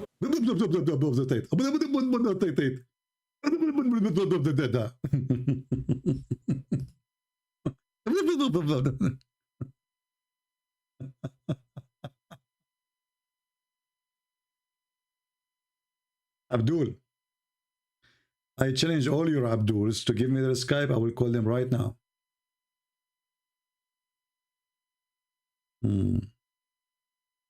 I'm here to challenge them how I am scared. They are the one who don't dare. When I called this coward in the screen, Mimi Hijab, he hung up on me 7 times. He did not let me talk. Who's scared?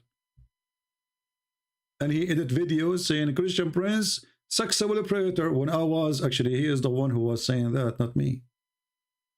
He said, Muslim women suckle me. I was quoting your prophet.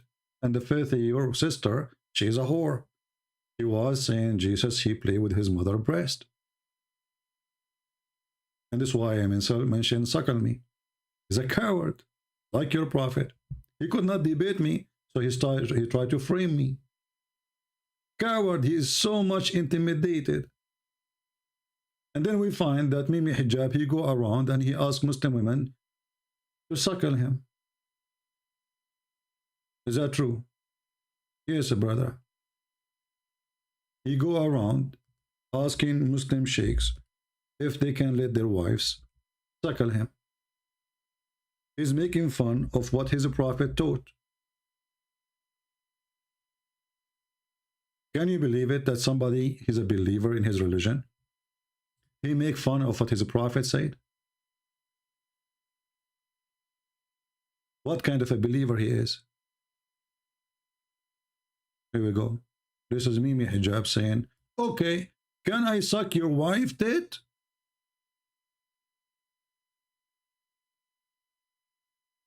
You see the cowards? They could not debate me. They tried to frame me. Sexual predator, Christian Prince. Why? Because I'm quoting your prophet and your wife, your sister, she was filthy, insulting Jesus. It's in front of you. Are you afraid? Are you afraid of what Mimi Hijab is doing? Okay, can I suck your wife tits? He's speaking that to a sheikh. His name is Muhammad. He's not asking, he's not saying that to a Christian. He's saying that to a sheikh. A sheikh who defending Islam, saying, well, this is what the prophet taught. And not only that, actually, this was verses in the Quran. Breastfeeding and suckling for adult was in the Quran. The Muslim, they claim that a goat ate it.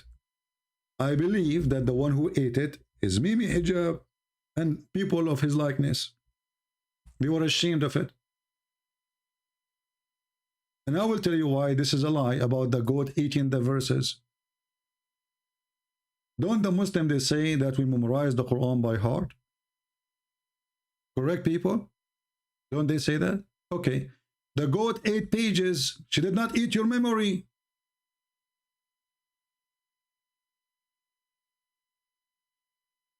Did the goat eat every single Muslim memory, or ate 1 page or 2 pages or 3 pages of the Quran?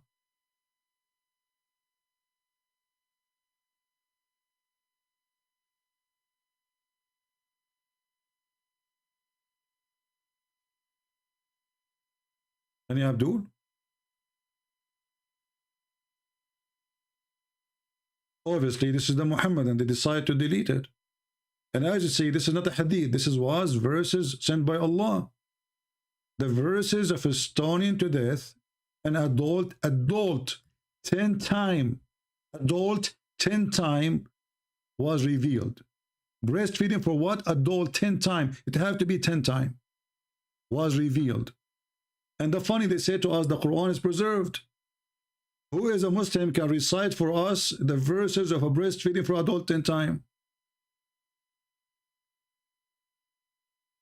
Ask your Muslims, those who you mentioned them, the YouTubers who are just making money from you. They're a bunch of dummies. They don't dare even to say hello to me.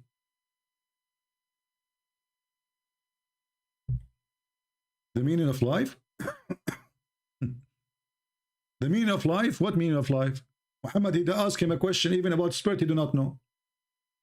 What's the meaning of life? What meaning of life? Look what you believe in. The meaning of life is that you have a wife, she can give her breast to a stranger, and he have to suck it 10 different times. This is the only meaning of life in Islam. And not only that, the wife of Muhammad, she was ordering her nieces and her sisters to suckle adult men.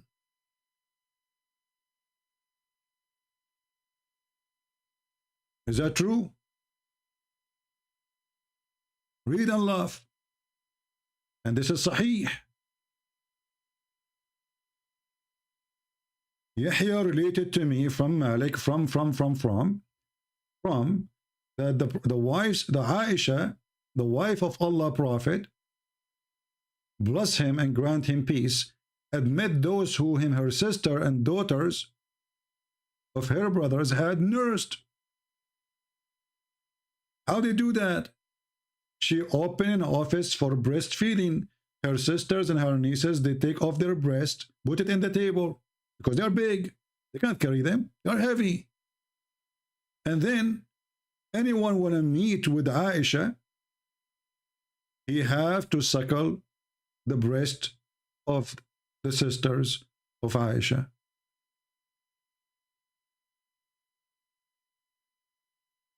Let us show you more hadith.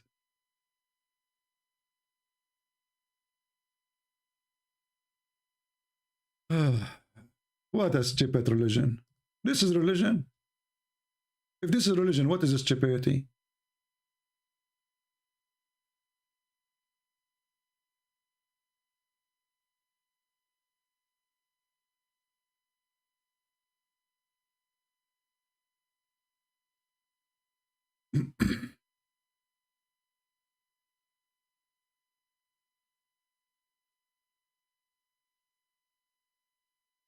And this is your prophet teaching Muslim women to suckle a man. Look at this. The guy, he have a beard, and Muhammad is ordering the women to suckle him. All of this is Sahih Hadith. And Aisha, she is ordering the same.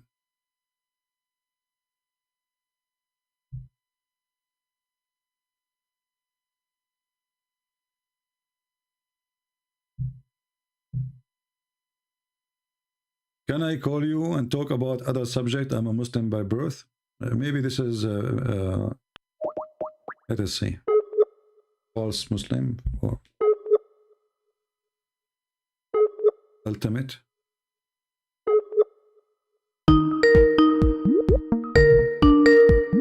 Yeah, this guy is obsessed. He could not, he cannot give up. That's it. Trying to retain his honor, which is all over the floor. If you have any, he's not answering. So listen. The title today is why Allah sent Moses to school. The answer is to kill a boy, to make a hole in a boat, which will cause it to be drowned, and to learn that he should not be decent. Like the story later speak about a wall was going to collapse, and if the wall collapsed, those people who they were not nice to Al-Khadr, they will find a treasure. This is why Allah, he sent Moses to learn. This is the knowledge. He kill a boy, he have no guilt, he never commit any crime.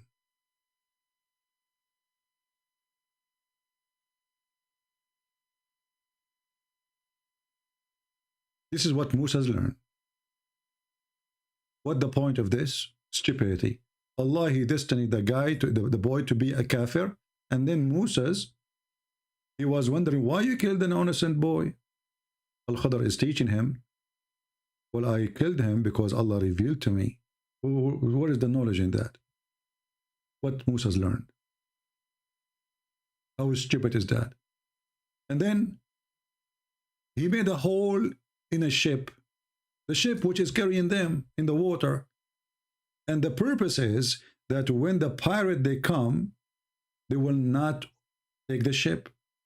But you made a hole, and the only way for those pirates will not take it if it's not usable no more. That's mean the ship is drowning. So what is the wisdom in that?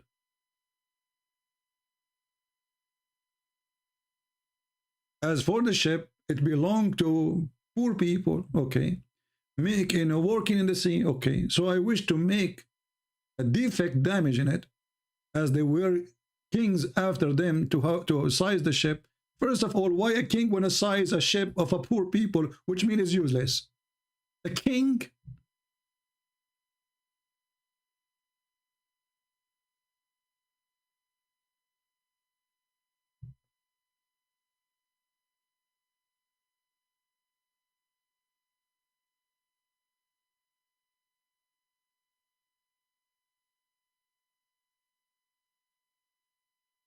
Who in the world want to believe that there is a king, he will steal a boat of a poor person, which is obviously made of nothing, a piece of wood? Who want to believe such a story? And now after we make a hole in it, the king, he changes his mind.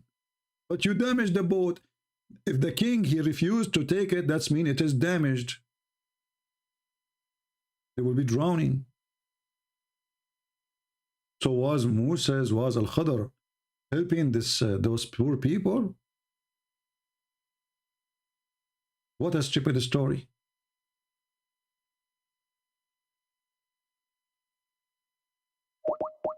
This guy is saying it's good time to call you, and calling him, he's not answering.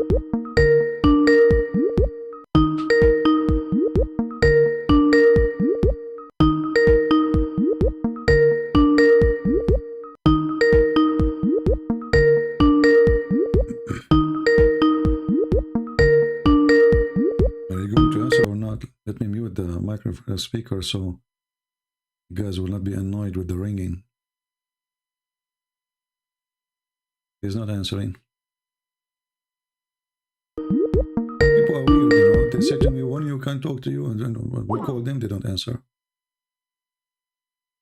Ah, he want to talk to me privately. Oh, okay, sorry. So this guy looked like he is going to leave Islam. He want to talk about, okay. I got you wrong, sorry. He's a Muslim, but he is almost out.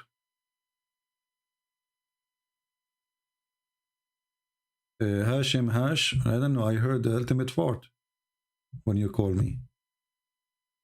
You are not ultimate fort? There's a very famous scholar, Muslim scholar, his name is Ultimate Fort. I don't know if you heard of him.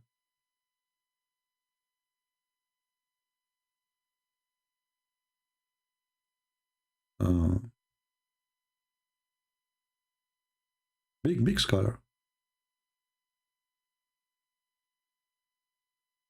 Let us see. Let us look for Hashim. Maybe I was wrong about you. No problem.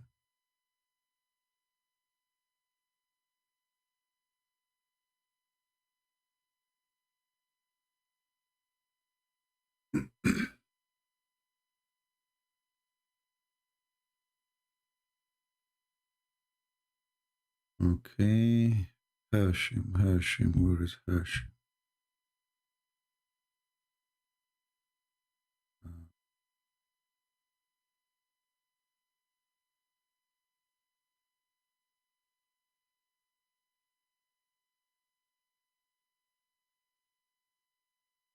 I'm trying to find you. Okay, here we go. Text me again, text me. I will call you.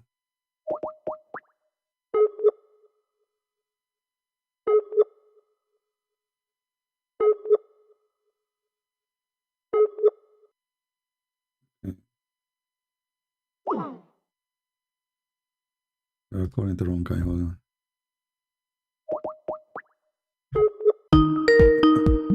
I think this is Ultimate Fort. He is desperate, but we can let see.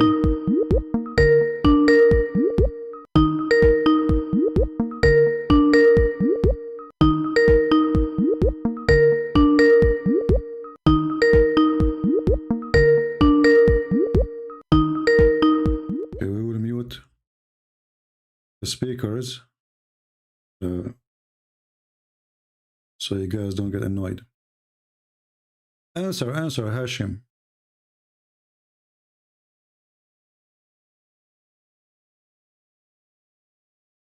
He's not answering.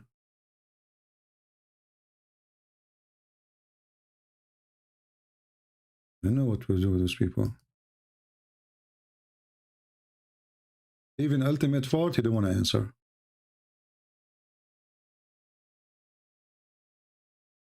Do we have any brave Muslim? So this is the wisdom, the guy, he learned to be evil. So let us say there is some people, they are not being nice to me. And then they own a wall, and this wall, if it collapses, that will reveal for them a treasure. So what I will do, I will fix the wall. So they will not get the treasure. Is that the righteousness? Remember, Allah, he sent Moses to learn from Al-Khadr righteousness. And righteousness is that there is people who they are not nice to Al-Khadr. So he decided to fix the wall, because if the wall collapses, look here, by the way, look at this. And as for the wall, it belonged to 2 orphan boys in town, and there was under it treasure belonging to them, okay? And their father was a righteous man, okay?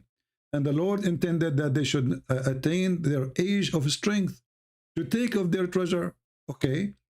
As mercy from your Lord, and it did not of my own accord, as the interpretation, blah, blah, blah. So there is 2 kids in the town, and they are orphan, and the wall belonged to them. So now if the wall collapses, the kids, you know, the others will take, but hold on, you know, this is, the story here is very silly and very stupid. How many orphans in this earth, they are being treated misjustly? Why Allah don't fix their walls? And what does this have to do with righteousness? What about teaching people righteousness to give the money to the orphans? Fixing the wall will not change anything, because sooner or later the wall will collapse again. And if collapse when they are old will not make any difference, still people can take it if they are unjust. This is teaching righteousness. Where is righteousness here?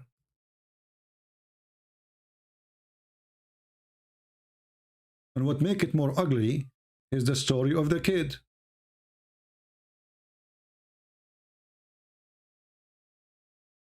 Do we have any Abdul?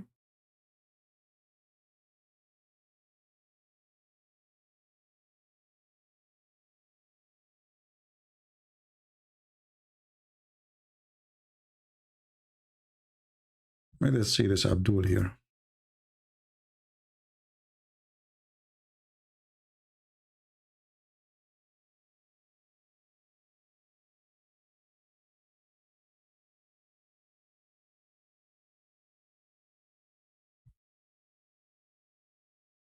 Well, this Abdul is not answering. I called him many times. The one who called himself Hashim obviously is playing games. Let me block him. I will give you a chance. Call me one more time. You call me now. Last chance. Do we have any brave Muslim to tell us how righteousness is being taught? And do I need to go to different countries to learn those stupid stories to learn righteousness?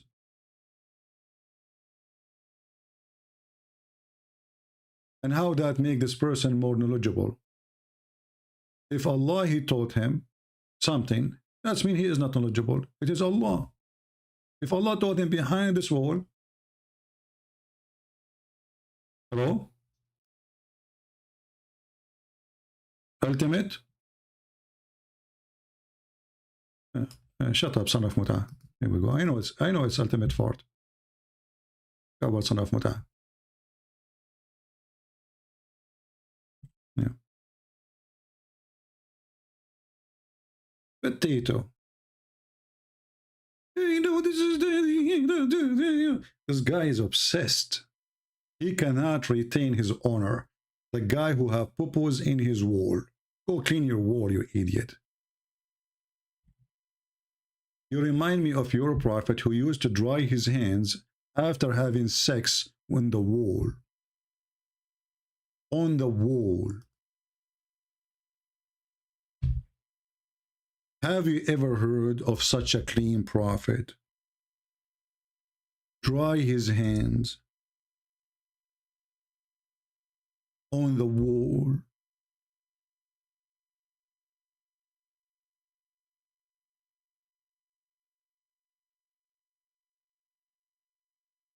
Let us see the hadith. Hold on.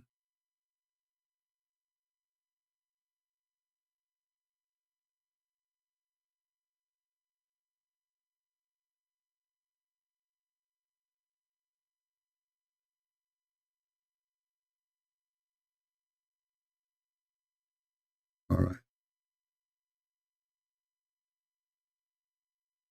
This is why ultimate fault, his wall was so dirty, disgusting.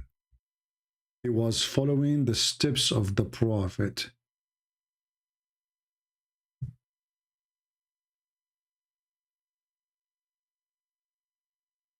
The towel of Allah prophet. Do we have any real Muslim here have anything to say?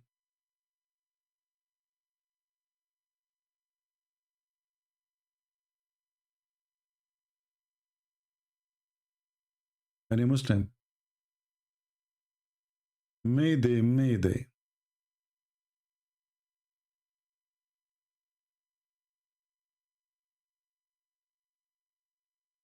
Well, Abbas is just a stupid idiot. No, he's just a kid anyway. I mean, we have tons of videos about Abbas. If we want to play his videos, people will die laughing. We have enough comedy of him.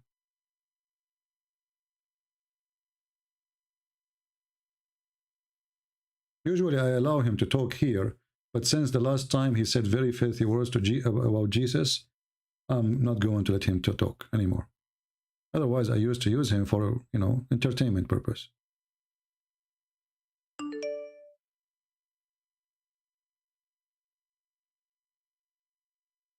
Do we have any Muhammadan?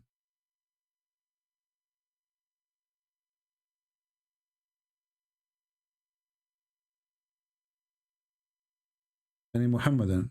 We have only ultimate fort. Ultimate fort, he make name after name in Skype.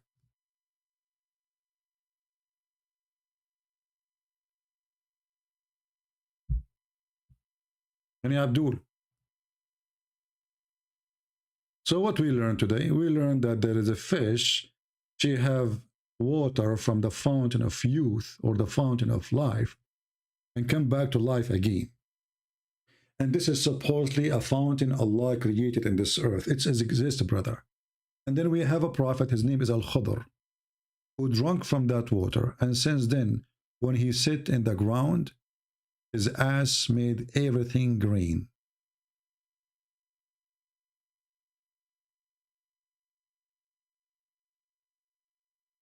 Isn't it amazing?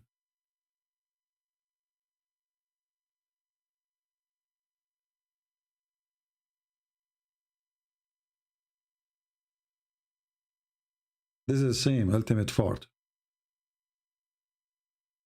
Isn't it amazing? This is Islam.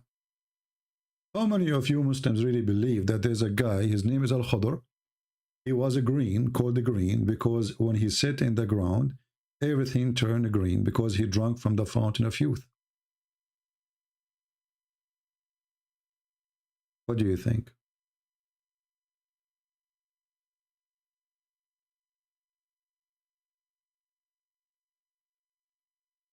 Anyone? This is the whole story, and this is what behind this story. A fiction about a guy, he exists long time ago. He was exist in the time of Noah. He was exist in the time of Moses, exist in the time of Muhammad. He was in the funeral of Moses, the funeral of all prophets. He was in the funerals. Why? Because he drank from the fountain of life. Stop telling me this guy wanna text you, this guy wanna call you, otherwise I will block you. I blocked that guy. He is ultimate fort. Don't you learn? I am not blind. Anyone will repeat the same thing. First of all, If somebody want to text me, he can text me. It's not your job to tell me who want to text me. My Skype is open. I'm not blind, I can see. So don't be silly repeating the same thing.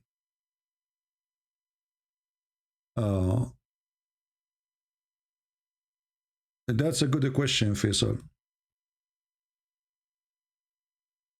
Faisal here have a question, as long as no Muslims is answering about, obviously they are covered to answer.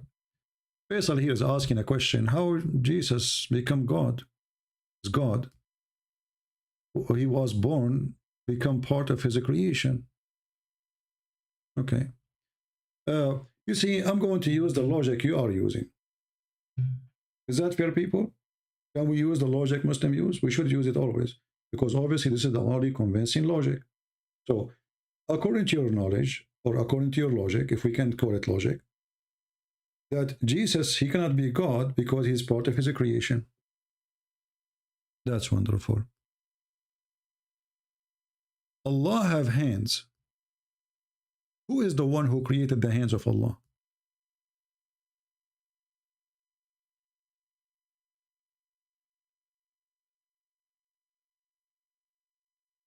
Can you tell me?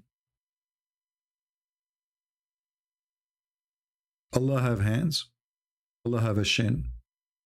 Allah have eyes.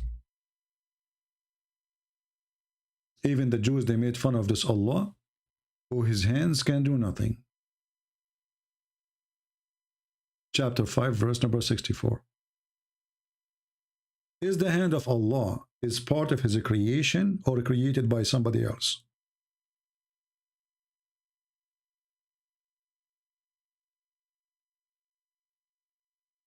Are you there, Faisal? Do you like to call me?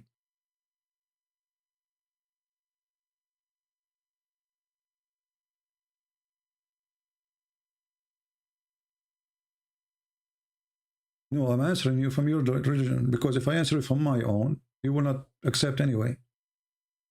But anyway, you give up, right? Because you have no answer. For me, it doesn't make any difference. Why? Because Jesus says, before Abraham, I am. So his existence have nothing to do with his birth. So he was exist before the creation, as you claim, of the flesh. Before Abraham, I am, Jesus said. How Jesus can be exist before Abraham, before his birth? Simply, for his existence have nothing to do with his birth as a human. He exists before Abraham. And Jesus here answering your question. And then if we go to the Quran, we will find the same, that Jesus is exist before everybody. How? The Quran confirmed that Jesus is the Word of God. And is the Word of God created?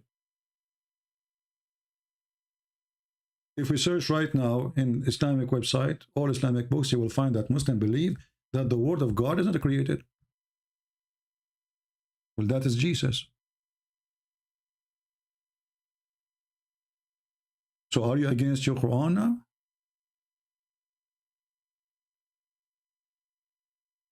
This is your silly Quran saying the following,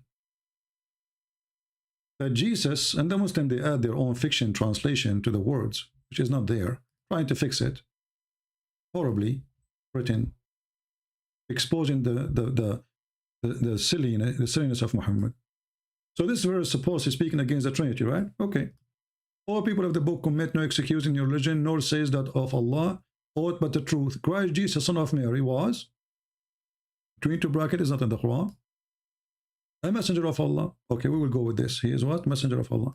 Then his word. Okay, let me ask you, was the word exist before the messenger or after the messenger? Does any Muslim can answer?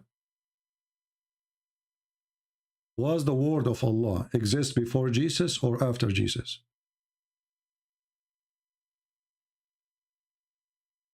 Now here, Faisal, he will decide to retreat and he will not answer. Listen carefully. Was the word of Allah, which is Jesus, exist before Jesus as a flesh or after? Who was exist first?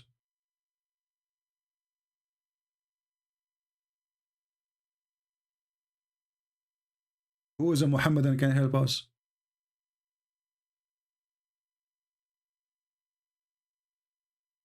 Look what Faisal he said. He said this is stupid. Thank you, Faisal. Faisal he agree that Quran is stupid. He admit. Because how we say that Jesus is created as a Muslims, and then we find that Jesus is the Word of God, so how the Word of God can be created? So the point of existence of Jesus was when he was in heaven, not when he was in earth. He is the Word of God. And this is exactly what the book of John, chapter 1, verse 1 says. But Faisal agree that the Quran is a stupid book. For Jesus was exist before he was created as a human being, according to your stupid Quran. It's in front of you.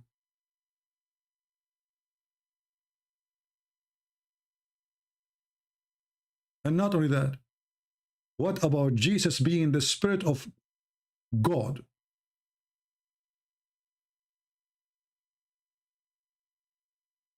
Is Jesus a spirit proceeding from him?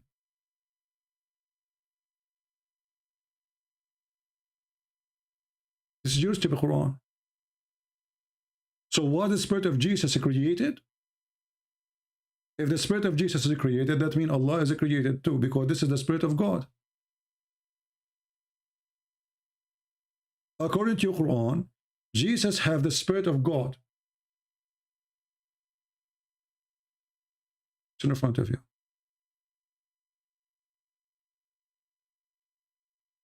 And now Faisal, he will go mute. All what he will say this is stupid. He will not dare to answer. So our Bible get you busted, your Quran get you busted. Should I borrow somebody else? Should I go to the Hindus?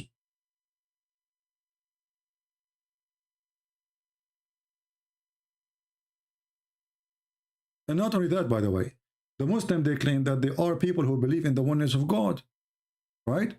But if you ask Muslims, is the Quran created?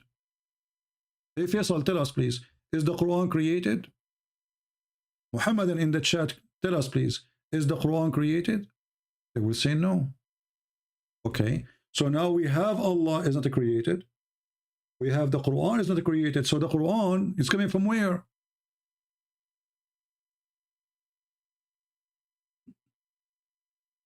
Madness. If the Quran is not created, if the word of Allah is not created by Allah, so it's coming from where? So now we have two divine and created. What is the oneness of God?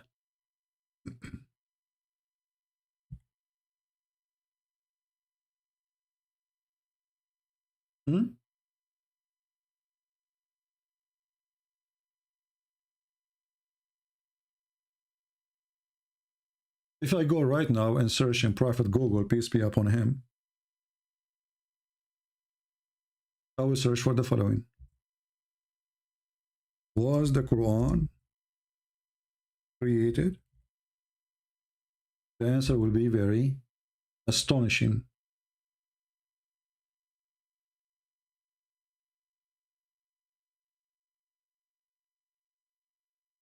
The Quran is the word of Allah. Maybe he exalted, not created.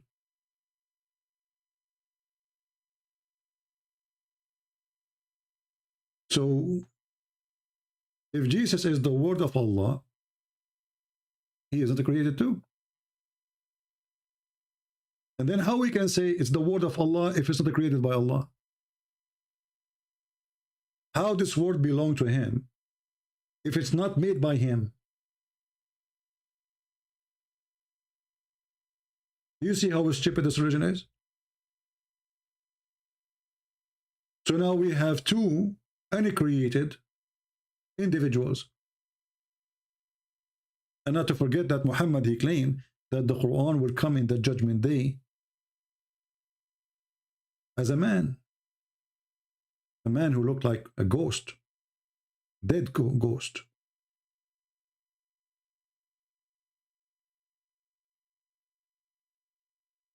This is how silly this cult is. And the funny, the same verse here, saying don't say Trinity, but here Muhammad is coming with different Trinity, saying that you can be 3 and 1 in the same time. Read carefully. Jesus is the messenger as a man. Jesus is the word, yet he's a man. Jesus is the Spirit of God, yet he is a man. 3 and 1 in the same time. Do you see it? So the same stupid verse saying say it no Trinity is the same verse proving different form of Trinity.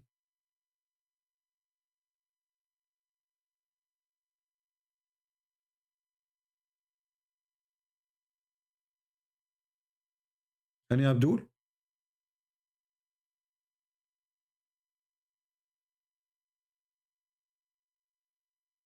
Anyone?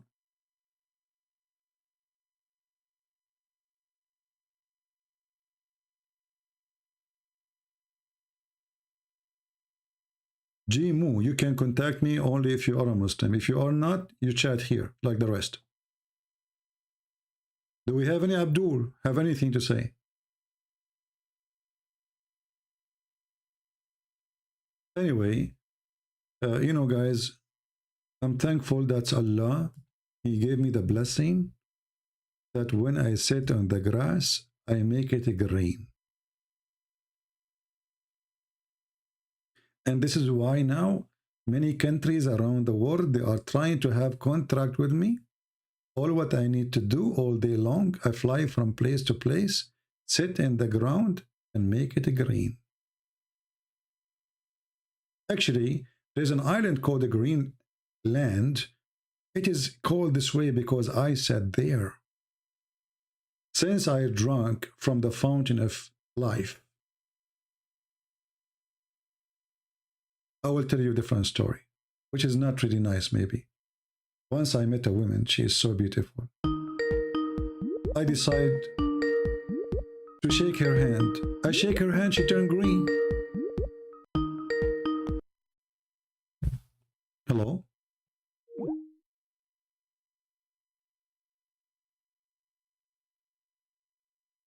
Why people are calling me? If you're not a Muslim, you don't call me.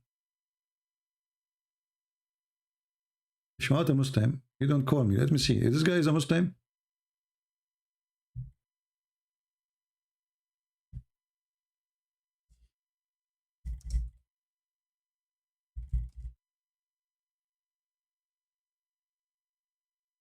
If he is not, he will be blocked immediately. So anyway, I'm telling you, this is a true story. That this woman, you know, I shake hand with her, she became a green, brother. Because anything I touch became a green. Okay.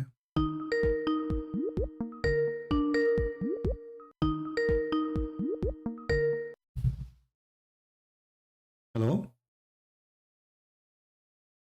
This is the same. Yes, my friend, you are live on air. Oh, thank you very much for having me. Can you mute YouTube, please? Shake hand with her, she became a green, brother. Anything. All right. So what do you want to say? Now? Yeah, it's okay. What do you want to say to us? Go ahead. You are a Muslim? Yes, I am actually. All right. What do you like to say to us? You are welcome. Yeah, I have a question about Jesus, man. You have what? I have a question about Jesus. All right, go ahead. Yeah, there is this chapter in Matthew. Yeah. The 6th chapter or the 7th chapter. Eh? Hello. Yeah, I hear you. Go ahead. Yeah. In this chapter, if I'm not mistaken, it clearly indicates that Jesus is an obedient mortal. What? And God is the master. Jesus is just an obedient servant. Okay. He's obedient servant. Okay. Yeah, and God is the master, and Lord as well. All right. So what? Where it says that Jesus is just a servant, he is not a master. Matthew says. No. Yeah, in Matthew, chapter 6 and 7. Yeah, because I'm having my 6. Quran. Okay, where in chapter 6 it says that? Because obviously you are reading an article, right? You must read an article. No, yeah. I'm having my my Quran with me, and they indicated that in Matthew, verses 6 and 7. In the Quran, it says in Matthew, the Quran says that. Yeah, look, the Quran that I'm having, okay. Yeah. So okay. it points out that in the There's Bible, nowhere in the Quran the name of Matthew is mentioned. What is that? No, you don't understand what I'm trying to say. So you said to me the Quran, you have a Quran, and the Quran says the following, right? But the Quran never mentioned the name of Matthew. No, I mean in the Bible there is the book of Matthew. Okay, but so you are saying you saw that in the Quran you have. Because I'm having my own Quran, and in this Quran, so how you have your Quran, and your Quran mentioned Matthew. The Quran never mentioned Matthew. Can you tell me which verse in the Quran mentioned Matthew? No, bro, this is like a commentary in the Quran that I'm telling you. Okay. Oh, the Quran, so it's not commentary in the Quran. Okay, that's amazing. So the Quran commentary in Matthew 6, it says that. Yeah. So okay. I'm trying where it says that? Okay, where it says that in Matthew 6, it says Jesus is not God; he is just a servant. I think it's about these verses in the Bible or in Matthew where the devil is trying to tempt Jesus. You remember this? Okay, but that it says, but Satan, he said to him, if you are son of God, throw yourself, and then your father will send angels to save you. It says there he is son of God. Yeah, but how can the devil tell that to God? The devil is talking. Jesus did not do what the devil he wants. But the devil he speak to your God too. The devil, he said to him, the devil in your religion, did he disobey even Allah? What? Did the devil disobey Allah? In Islam? Yeah. Is that a question? In Islam, you're trying to say that the devil disobeyed Allah. Yeah, of course. Yeah. Okay. Yeah, that is. So here Jesus, Shaitan is talking to him. He's trying to find out who is this person. Is he really the son of God? And he is trying. Because if he do what Shaitan he want, then this person is a human like everybody. If he could not make him, then he cannot be a human like everybody. So according to your religion, is Jesus a sinner? According to my religion, as far as I remember, no. Okay. No. So Shaitan, he failed. Okay. No. I will go with you. You just said something very important. I respect your honesty. According to your religion. No, according to my understanding, I mean, I might be wrong, but according to No, my friend, no problem. So, no, it is actually true. According to the Quran, Jesus is holy. Chapter 19, verse number 19. But we need to ask ourselves now a question: why Jesus is holy and Muhammad is not? Yeah, because Jesus is holy, because Jesus, unlike Muhammad, Jesus is not having a biological father. Okay. So the reason, okay, I will go with you. This is very nice to say, actually, very smart. Jesus is holy because he don't have a father like us. Adam don't have a father too. Yeah, but Adam, on the other hand, is also not having a mother. So still there's a difference between Adam. Adam is not having a biological mother. Jesus, we see, he used to have a biological mother who was Mary. Okay. So Jesus, he have a mother. Adam, he don't have father, neither he have mother. Shouldn't Adam be more holy then? Because he don't have a father, neither a mother. Shouldn't, this question, I think it's a smart question, but again, look, I'm not well versed. Okay, so I think I will go with you. Take it easy. My friend. Okay, when we say maybe Adam when we say a person is holy, what does holy mean? We say a person is holy. What holy mean? Holy, I think holy means like somebody who is completely righteous, truthful, and it's like almost perfect. Yeah. Okay. Not almost, because don't you call Allah holy? Is Allah holy? according to you? No, Allah is the holiest of holies. There's no holiest and there's no less holy. Either you are holy or not. There's nothing holiest and holy. Because if I am holiest than you, and that means you are not holy. No. That means I am holy. My friend. If you are, let us use language. Let us use language. If I say you are cleaner than I, that means I'm not clean. I have dirt. Correct? No. Yeah. What, no? This is not my understanding. My understanding is if you are clean and I am clean. So now we have to check this out. Who is cleaner? There can be a small dirt or an unfinished. How you can be cleaner if you are holy? Holy is the top. To call a person holy, he must be the top clean. There's nothing, because if he have one touch, my friend, did you remember that God says, clean is Allah about says sin. that He is Clean, the best my of friend, creators. hold on. The word clean here is about sin, correct? The word clean, we are using the word sin. Is it sin what will make us unholy? Right? Sin. What? Sin. Sin. Yeah. Okay. So did Jesus commit any sin? Yeah, this now is a different question. You said holy, but did Jesus commit any sin? As far as I know, maybe only one sin, yeah. Which one? So why the Quran call him holy? Because Jesus was asked if he was the king of the Jews, but he did not answer this. He decided to. No, he answered. He answered. He said, "You said that." He agreed with them. He said, "You said so."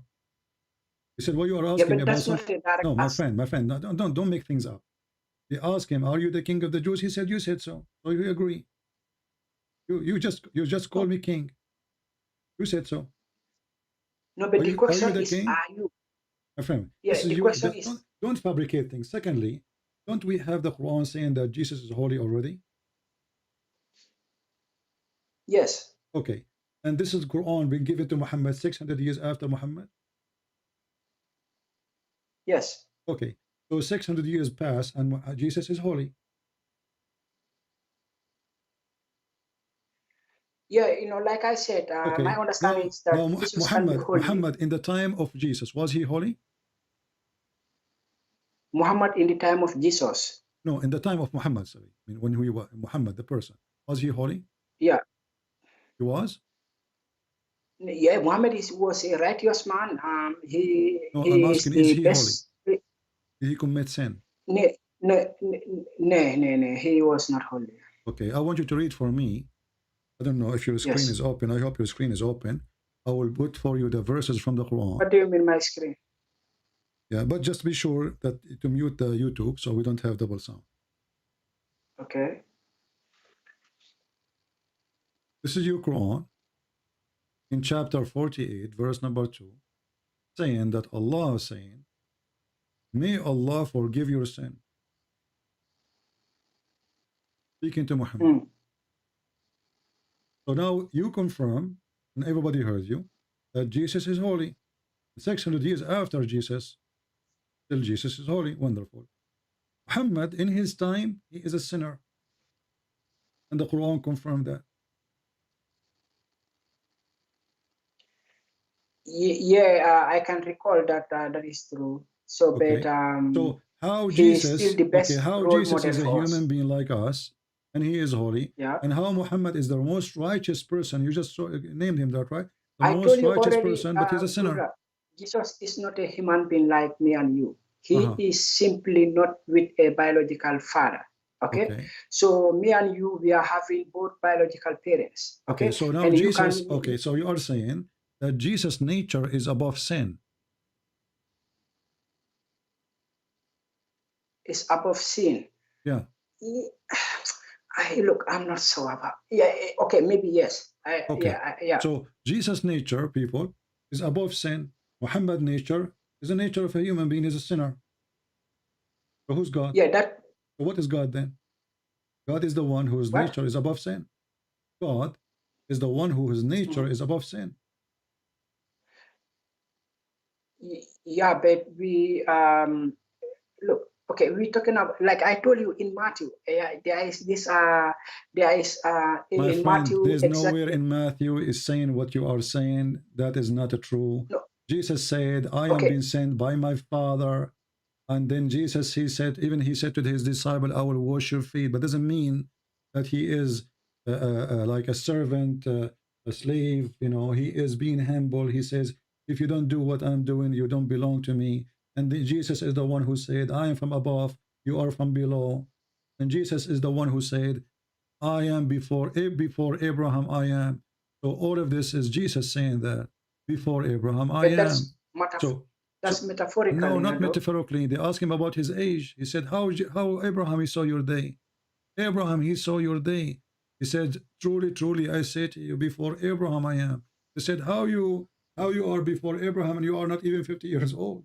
So this is not metaphorically. It's not up to you. The whole Bible speak about Jesus' existence, have nothing to do with his birth. Everything was created by him and for him, by him created. So here now me and you, we came to an agreement that Jesus' nature is above sin. Muhammad's nature is sinner nature.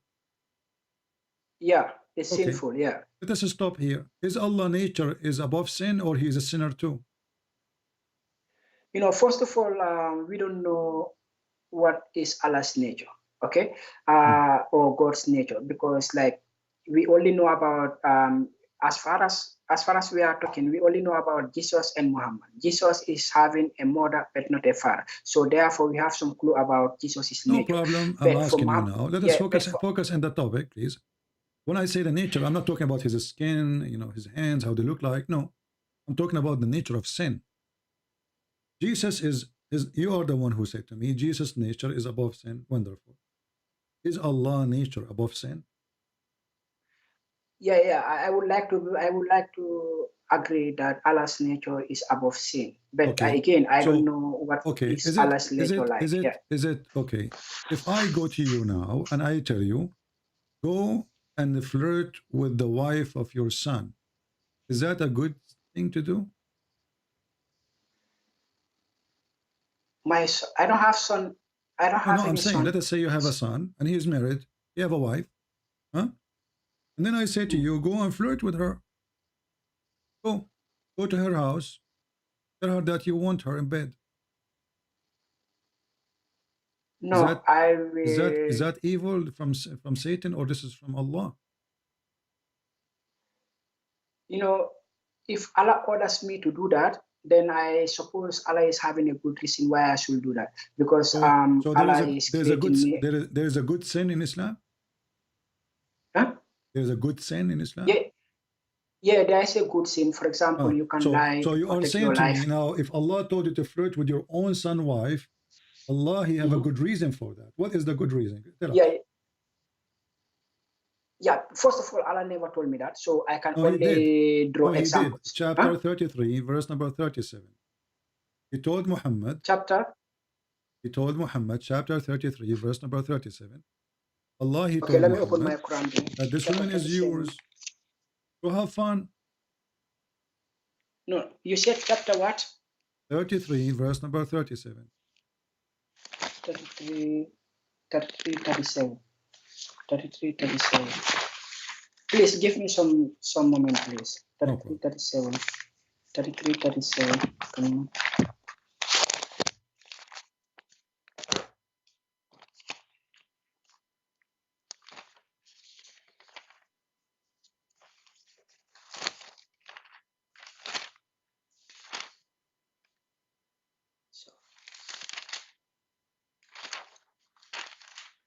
No, he is not. He did not call me before. Did you call me before ever?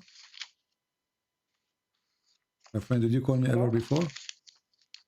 Yes, I used to call you like before, yeah. And they are saying, did you call before and you left Islam?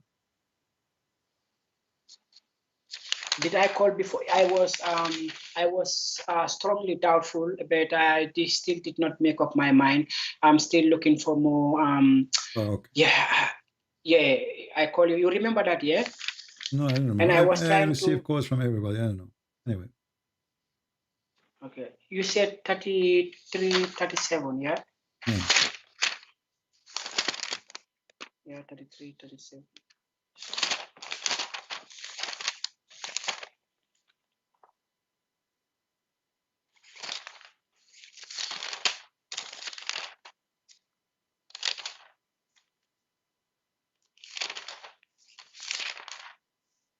My friend, you can look on the screen. There's no need for all this stuff to look for forever. Look on the screen. I We can't have it really there. find it. Okay. Let me open it. Okay, right. I can see it. And remember when you said to him, Zayd bin Haritha, the freed slave of the Prophet, on whom Allah has bestowed grace by guiding him to Islam, and you, O Muhammad, to have done favor by promoting him. Keep your wife to yourself and fear Allah. Keep your wife and fear Allah. So Allah saying to Muhammad, why you are training the man, keep your wife, when I told you should take her? Why? So it says keep your wife and fear Allah. Why God want to encourage relationship between a married woman and a married man? And the married woman is married to the son. Is that ethical in Islam? Yeah, but this privilege is unique to Muhammad only. So this is a privilege so it's a privilege to be filthy? No, not necessarily. I think like what do you mean not necessarily? So now if you go to your son and you flirt with the wife and Allah told you this is a privilege to you, that will make you a good person. Like I said, Allah is having reason for whatever commandment that he. What is the reason? Muhammad, you have already many wives. What is the reason? Already have many wives. Is he single? Is Muhammad, he cannot find a wife? And the woman she is married already. No, not. The woman Muhammad she is can married have any already. wife. Listen. Muhammad here, he broke the commands of God. When God, he gave Moses, he gave him command. And the command says, don't wish what is not yours. Don't look at the women is not yours. Don't take the money. Don't steal the money is not yours. So Muhammad is breaking the command of God. And his God cannot be the God of Moses. Okay, but you did hide in yourself what Allah has already made known to you, that he will give her to you, that which Allah will make manifest. You did fear the people. So here, what I can see so far is that Muhammad is given this privilege, that hold on, that how you call fornication a privilege?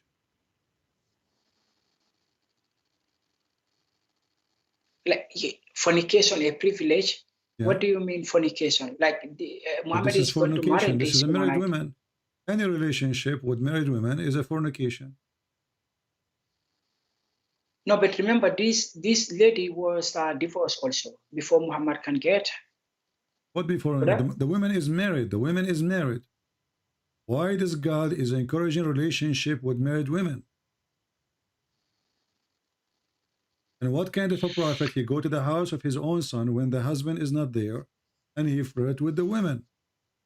Didn't his God say to him the opposite? She says, "Shame on you."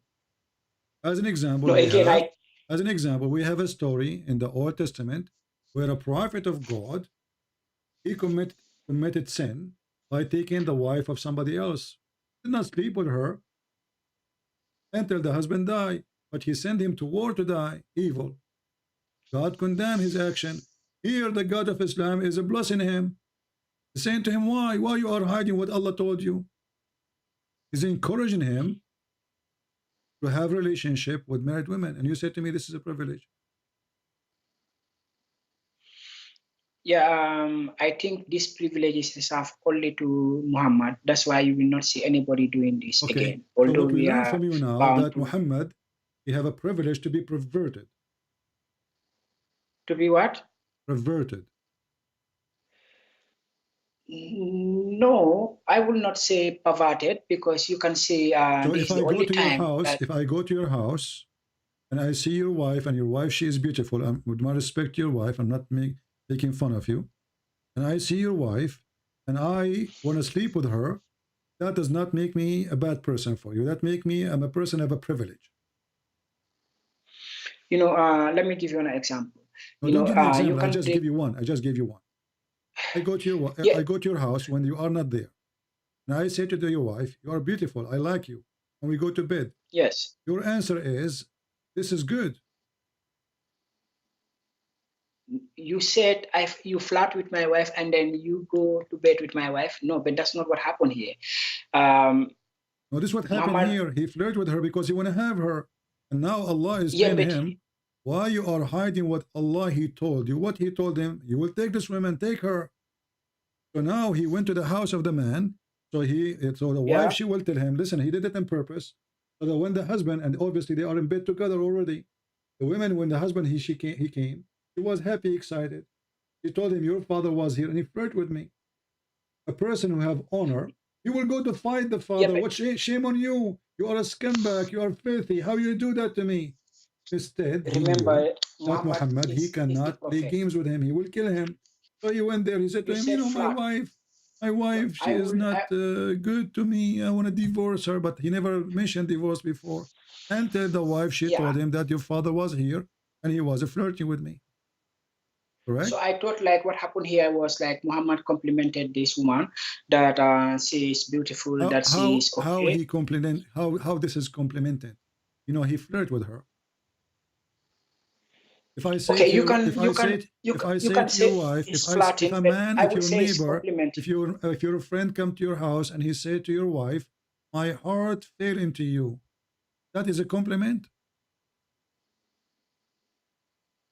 Yeah, that can be a compliment here too. How that is compliment? The guy is flirting with your wife, she's married. What kind of a friend? He come to your house flirting with your wife. If you are married and a woman, an unknown woman said that, oh, my brother, you are very handsome, you are okay, that does not necessarily He did not means. say you are beautiful. Yeah, Secondly, why he is looking? He saw her already many times before. What beautiful? The story says that when he came to her house, Allah he sent wind, and he lifted the curtain, and she was almost wearing nothing, and she was a beautiful white tall. So Muhammad he said, Subhanallah mu'allif al-qulub. Praise be to Allah, the one who made my heart flip for you. So not only is he flirting, he's staying her. His intention, he want her. How this is a privilege for a man. He is already married. He have tons of wives, and she is already married too. yeah, I agree that Muhammad used to see this woman before, but it's the first time that Muhammad is seeing this woman in this particular state. Oh, this is the first And time he saw this, her naked. So the first time he saw her naked, he decided to jump on her. yeah, but remember, Muhammad is also a man. He's a sinner also. Like Yeah, okay, so naturally, is it a yeah, sin? Okay, you just said Muhammad is a man, he's a sinner also. So is it a sin to do what he yes. did, or it was good thing? No, sinner here, sorry, what I want to say is that Muhammad can be tempted, like anybody, No So, problem, no problem. Okay, yeah, Muhammad can be tempted like everybody. I can be tempted yes. too, but I'm not going to go to the house of my friend to flirt with his wife. Isn't it us? Isn't it supposedly a prophet of God is the first one to control himself? Yeah, but this does not always happen, The prophets sometimes we Not can always see happen. It's also. always happened with Muhammad. And look here, what kind of God he is encouraging the man who is tempted. You are the one who used the word tempted. He is encouraged the man who is tempted to do what he's tempted to do. He's encouraging him. Shouldn't he say to him, good, thank you for saying to the man, keep your wife? You should say the opposite. He said, don't, okay, that's wonderful. You say to the man, keep your wife. That's a very good of you. Repent. Don't think about the No, wife anymore. She is his wife. I think Allah is not encouraging Muhammad here. He is simply He is supporting encouraging. him. He is saying to him, why you hide what Allah revealed to you? What Allah revealed to him? That this woman, she is yours. Are you afraid from people what they will say? So he knew that people will say bad things about him because this is wrong. Allah manifests to him. What kind of God he manifests to him about a married woman? At least let her get divorced yet first. And what kind of a God he sent wind to open the curtain so the prophet can see her naked? And then what kind of God he said to the man, why you said to him, divorce your wife, don't divorce your wife, when you should have her? Okay, so I really don't have any more clue how to get around this. I only think like Muhammad was tempted because he's simply a human like any one of us, and he's a special man. This privilege you call me, remember, you call me to talk how Jesus is God, and you agreed that the nature of Jesus is above sin. So yes. Jesus will not be tempted by a naked woman, correct? So are we comparing Jesus and Muhammad now? I'm not trying to compare these two. I'm not asking you to compare. I'm not asking you to compare. I want an answer. Jesus cannot be tempted by a naked woman, according to your understanding, because he is above his nature. Okay. So guys, Jesus cannot be tempted by any woman. But let me ask you then, isn't Jesus a man like everybody? No. No. He's God then. Yeah. He's God. He's not, no, I can't say he's God like at this moment. Any man exists in this earth. Hold on. Any man exists in this earth, including me and you, can be tempted. If you say no, you are lying.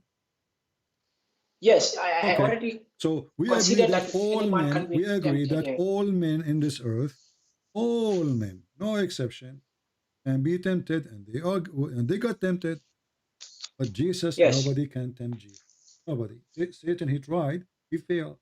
So what makes Jesus above is holiness. And what make him above, that he is from above, not from below. And Muhammad is just a bad person, hijacking the business of a prophethood. He is no prophet. He is making Quran just to serve his private part. Yeah, I call to understand very well what Matthew is saying. Matthew 4:10, for example. Okay, Matthew 4:10. You know, thou shalt worship the Lord thy God, and him only shall you serve. So you are well versed. Okay. What is my understanding is that you are well versed. Okay. You are familiar with this. I have what? I'm saying that you are well versed, that you are familiar with the text. Right? I don't understand. You are very. Somebody can tell me what he's saying. You are very what? No, I said you are well versed. You are well versed. You read extensively. Well versed. Okay? Well versed. Yeah. Okay. Yes. So Matthew 4:10 is saying that you shall worship the Lord thy God, and him only shall you serve. So I don't get the context. I only see this verse. Okay. So who is speaking here in your context? Is it Jesus who is speaking here, or is Yahweh who is speaking? Jesus speak to Satan. So Jesus is telling Satan that you should worship your Lord? No, he is quoting for him. He's quoting for him what the command of God is, that the only one you worship is God. So here, the Satan is asking, well, you know what? I will give you this, I will give you that, I promise you this. And then Jesus answering him, refuting him, that the true righteous person is the one who only do such a thing only to God, no one else. So you are no one. I am the one who people will bow down for him. And then the devil, he continue speaking and saying, well, you know what, if you throw yourself from the top of the mountain, well, the angels will, will come and don't worry about you, about what will happen. And then Jesus said to him, it says, don't like try your Lord. You're trying me. Trying me, I am your Lord. You are trying me. So Jesus here is confirming in every statement that he is the Lord God, and you cannot tempt God. And this is why Jesus in verse number 7 said to him, it's written again, thou shalt not tempt the Lord thy God. So Satan is trying to tempt Jesus. And Jesus saying to him, it's written that you shall not try. Don't even try. It doesn't work with me. And you agreed that Satan, he could not do anything. Satan, he tried. When the translation in the Bible says it tempt, it's an act. It's an act of temptation, but it failed. Jesus wasn't not that tempted. So I can try to tempt you. I can say to you, if you believe in me, I will give you women. And then you say to me, like what Allah do. Allah, he promised us women with big breasts. He's trying to tempt me and you and everybody. For me, I'm not tempted by this. I laugh at it. Okay, so I get what you are. So it is this Matthew 4:10 is a situation between Jesus and the devil only. So I was thinking, okay, this is like a general statement to everybody. Okay. My friend. When you read, it's difficult. It's difficult. So it's not difficult. No, it's not difficult. Not difficult. When you read the story from the beginning, so you will not misunderstood. Maybe you are just reading no, a my quotation. Quran here is in my Quran here. There's no Quran. First of all, there's no Quran mentioning Matthew. That is a stupid author adding things there. Secondly, the Quran you have, even the Muslims who they are writing the Quran for, you can't understand. How they can understand our Bible? I mean, they can't even explain their own book. And now suddenly they became expert in our book. I think you don't understand what I'm trying to get at. What I understand. You are reading a book, you call it Quran. But the truth is, this is not Quran. Because nowhere in the Quran, it's mentioned the book of Matthew. No, this is only a quotation from the Bible. Exactly. So this is an idiot. This is an idiot. He is putting things there have nothing to do with the Quran. As an example, you said to me you saw that in the Quran. What chapter, what verse? No, that's why I repeatedly said this is a quotation from My friend, I'm asking you, from whoever. The quotation, you found it in which verse in the Quran, according to the book you have? No, this is pages before you start having the first surah or the first ayah in the Quran. It's just what surah? What surah is the one he is trying to insert those things in? No, he's not definitely doing that. He's not. Why is quoting those things? What is the purpose of quoting them? Okay, I tell you, it says here, Jesus and Muhammad, peace be upon them, in the Bible and the Quran, biblical evidence of Jesus being a servant of God and having no share in divinity. Okay, so having no share, this commentator is saying that Jesus is having no share in the divinity. Okay, and also there is, Jesus is having no share in divinity. No say, no say? No share. S-H-A-R-E. Like my accent is very bad. Maybe that's why you are understanding. Like, so he is saying that Jesus is not divine, right? Yeah, Jesus is not related to any divinity. It's not divine. Yes, simply. No, but okay, but this idiot, he just got himself busted. Why? Because he tried to teach you something. This idiot who wrote the book, is an idiot. Because he's trying to teach you something, and you are the one who said to me that Jesus is above the nature of all mankind. Can you repeat that, please? You said to me that the nature of Jesus is above the nature of all mankind. He's not like anyone, correct? Yes, yes. That means divine, because the nature of mankind is the nature of mankind, and anything else can be called holy. It must be divine. So the nature of mankind is a sinner. The nature of Jesus is not a sinner. The nature of the angels are the angels themselves. They can commit sin. Even in our Bible, angel himself, he commits sin. He was thrown out of the mercy of God. In the New Quran, angels are liars, and they commit sin. They accuse Adam to do mischievement, and Allah told them, if you are truthful, Okay, just for a moment. In my lifetime, I'm already almost 26 years old. I have seen locations, I have seen characters that are repeatedly being referred to as holy man, holy places. I don't care. So those are false statements. One, because no man is holy, only God is holy. That's why I'm having difficulty to try to catch up with difficulty. Don't be fool yourself. Yeah, because somebody said to you, the holy priest, he's not holy. Or the holy pope, he's not holy. Yes. Or the holy Christian prince, he's or not holy. Or the holy prophet, the holy he's not imam. holy. Listen, my friend, yes. there's no one is holy. We can use the word as a language, to show respect of like their decencies. But when it's come to holiness, there's only one holy, that is God. And now Do we you are have talking any about, statement and that now we backs are that? talking Okay, about so who commits sin, who commit not.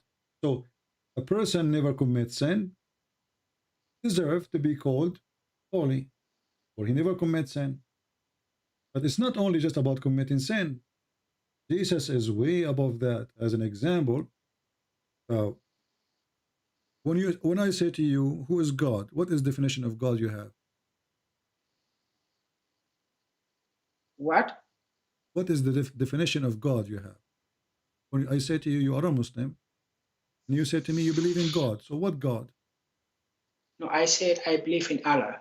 Yeah. I know. You believe in Allah. Yeah. Allah is His name. So what is Allah? Yeah. Okay, what is Allah? Give me definition of Allah. What is?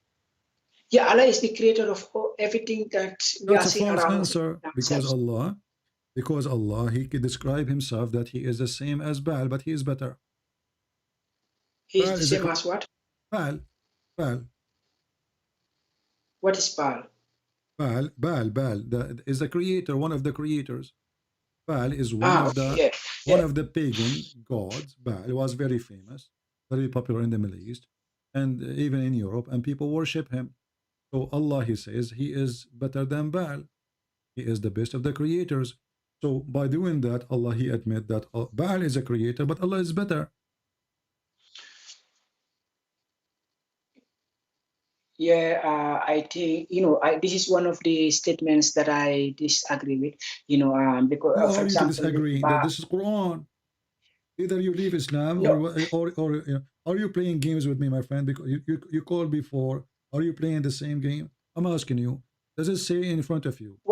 What do you call upon Baal and forsake the best of the creators? Does it say the best of the creators? Yes. Okay. So Allah, He put His name next to the name of Baal, saying He is better than Baal. He is the best of the creators. By saying I am the best of the creator. Why you pray to Baal when I am the best of the creator? Which means that means Baal is a creator and Allah is a creator, but Allah is claiming that He's better. Otherwise, comparing myself, if I say I am the best of the student, that means there's other student, I'm not the only one. Do you agree? Yeah, I understand that. I understand your point. So Allah is the best of the creators, but there's no other creators, or there's other creators? Based on this statement, there is multiple creators, and Allah is the best of all of them. So how when I asked you who is Allah, you said to me He's the only creator? No, I said Allah is the creator of everything around us, including ourselves. That's what I said. He didn't. Hold on. He said that I am the best of the creators. So the creator of Baal is where? Where is Baal? I told you a moment ago that this is one of the verses that I disagree with. So you can say who I am. Agree or so, not. So you don't agree with the Quran now. So you have to leave Islam then. Either you agree with it or you don't agree. If you don't agree, this means you leave Islam.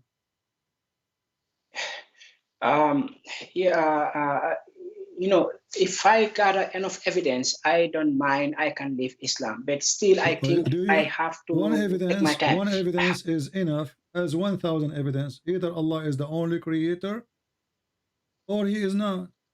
So is He, according to the Quran, the only creator? If He is the only creator, and then He says He is the best of the creators, that means Allah is lying.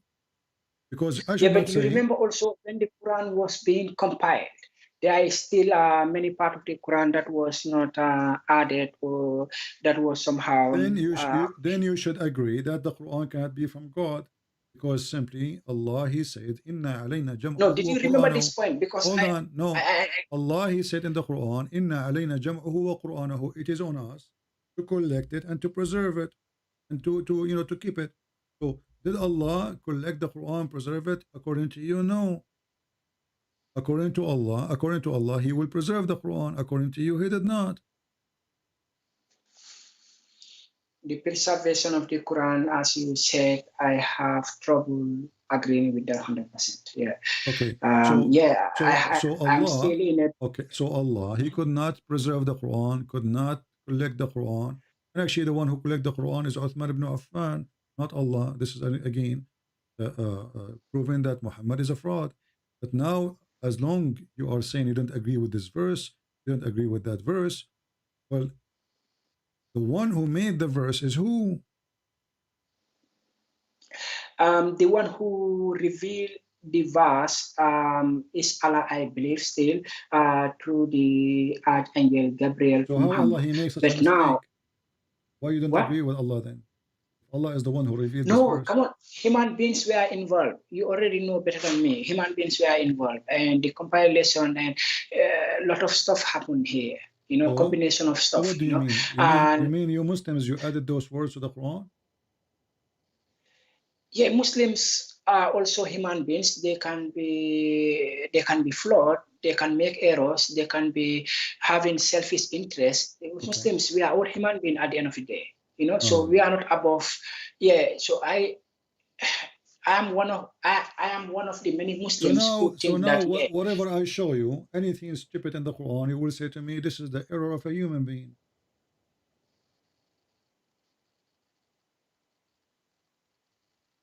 Whatever is, no, I will not do that. Yeah, anything I show you, anything I show you now, you will say to me, "Well, I don't agree with it. This is obviously error of a human being. This is somebody added there." So what kind of why you are calling me, my friend? Why you call yourself a Muslim? Why you call yourself a Muslim if there's no book left to follow? How you follow the book which you cannot trust? You are saying to me that those verses is added by Muslims. So how you follow this book if you don't trust the book?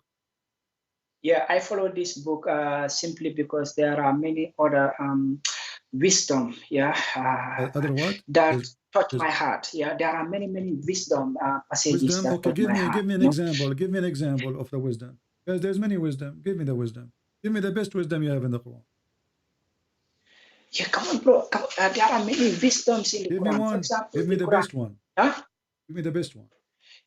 Yeah, for example, the Quran says that if you will kill one man, it's like you kill the whole mankind. You remember this? So why the Quran says kill them wherever you find them? Yeah, but this is a war situation also. This is a conflict situation. This is a situation. So a second ago, non-killing is wisdom. A second after, killing is wisdom. We were talking, my friend, hold on. First of all, the verses you are quoting for me, Muhammad was quoting the Torah. This is not Allah. No, what I'm telling you, he was quoting the Torah. It says, even in there it says, for this reason it was prescribed for the children of Israel that whoever slay a soul, unless, like for not justice reason, he is as the same as someone who's in slaughter everybody. And this is in the 10th commandment. Don't kill. So Muhammad is quoting the Jews. This is not Islam. The verse after it, Muhammad, he says, kill everybody.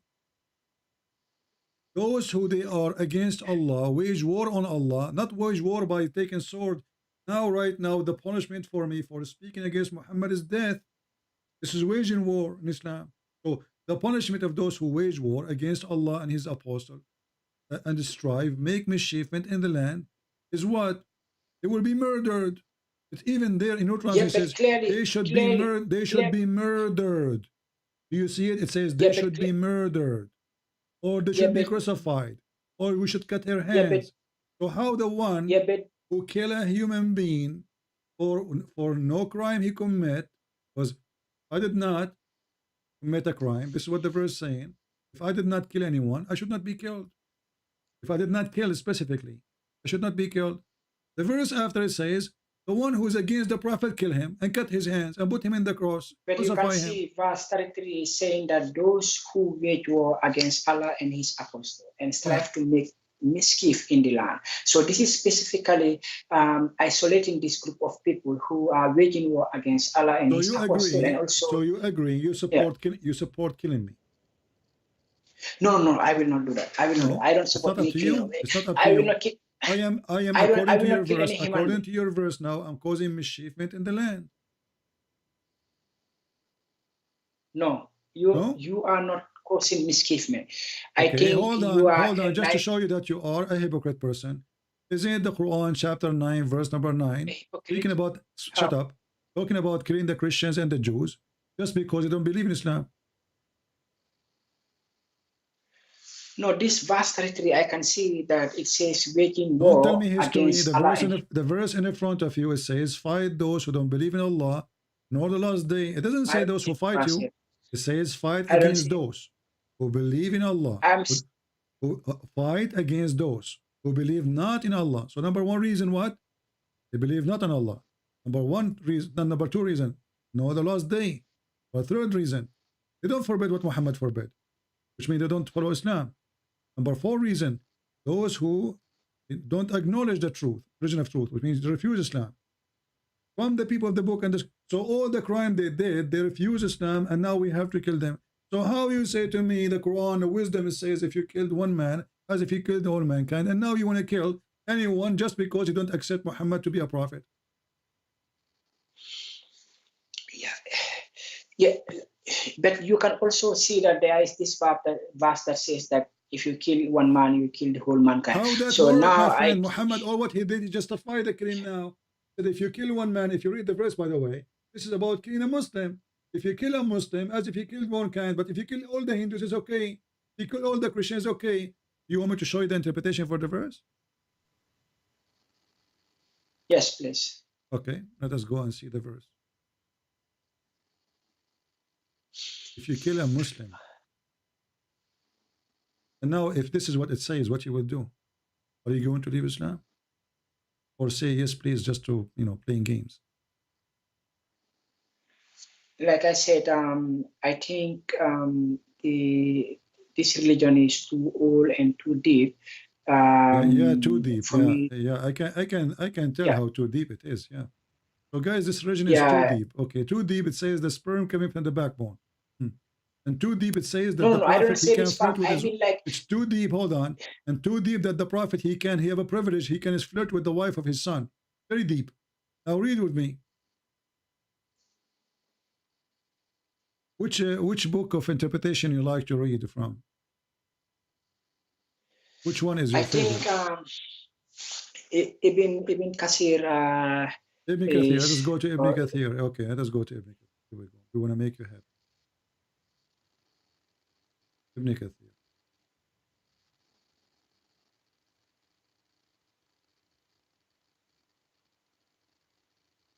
All right.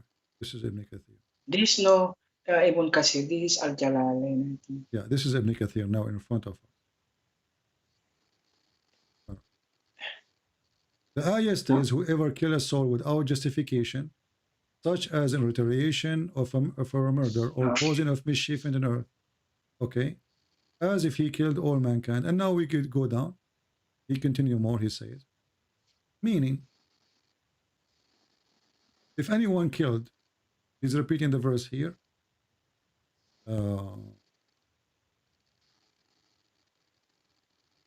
Let's see where.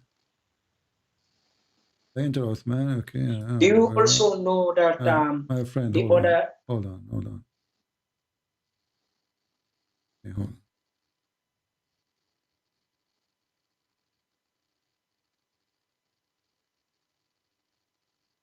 Read it. It's about killing Muslims. If you kill Muslims, you are murdering. If you kill non-Muslims, this is only for Muslims. Read carefully. Whoever kills a soul that Allah forbid killing is just like the killing of all mankind. Sa'id ibn Jabir, oh, they will see it. He said, he who allow himself to shed the blood of a Muslim is the like who allow shedding the blood of all people. He who forbid the shedding the blood of one Muslim is like the one who forbid the shedding of the blood of all people. So this verse here, Muhammad is using it to not to kill Muslims, but we can kill Christians. Yeah, it's like whoever kills one soul that Allah has forbidden. One Muslim. It's for Muslims. You cannot kill but Muslims. You can say it's one soul. No problem, but the soul of a Muslim believer.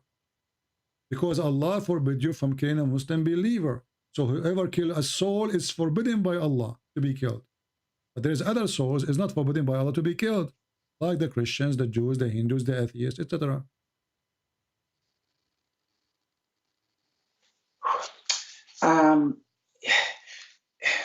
Yeah, it's definitely too complicated. Okay, it's definitely okay. Take care. You are just playing games. Yeah, it's complicated. And let me block you. Actually, I have no time for liars. It's complicated. Even this one is complicated.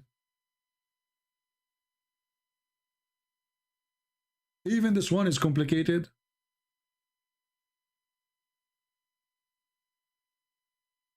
There is wisdom in the Quran. What is the wisdom? The sperm coming from the backbone of the man, and a sperm coming from the ribs of the women. And if you go to your wife, son, you're the son of your wife of your son, flirt with her. This is wisdom. This is wisdom, brother. Only Allah can come with such a wisdom.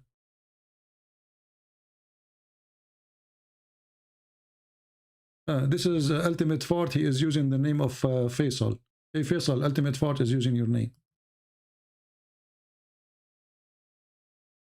He's texting me in Skype. Welcome to Nigeria.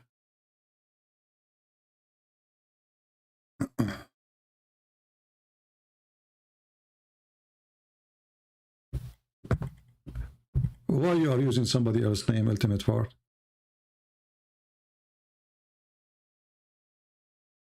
Ultimate Fart.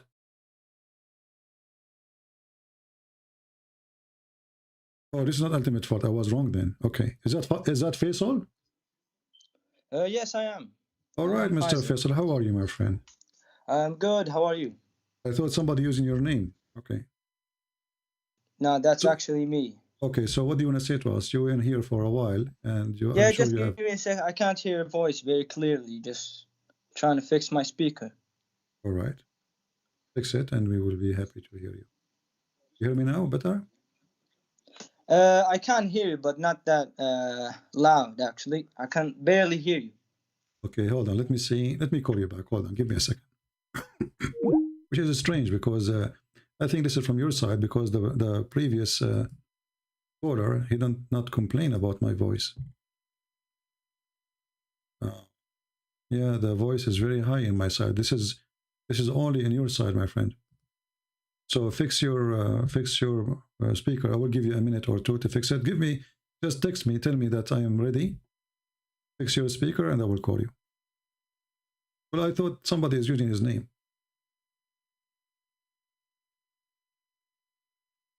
Call you now? Okay.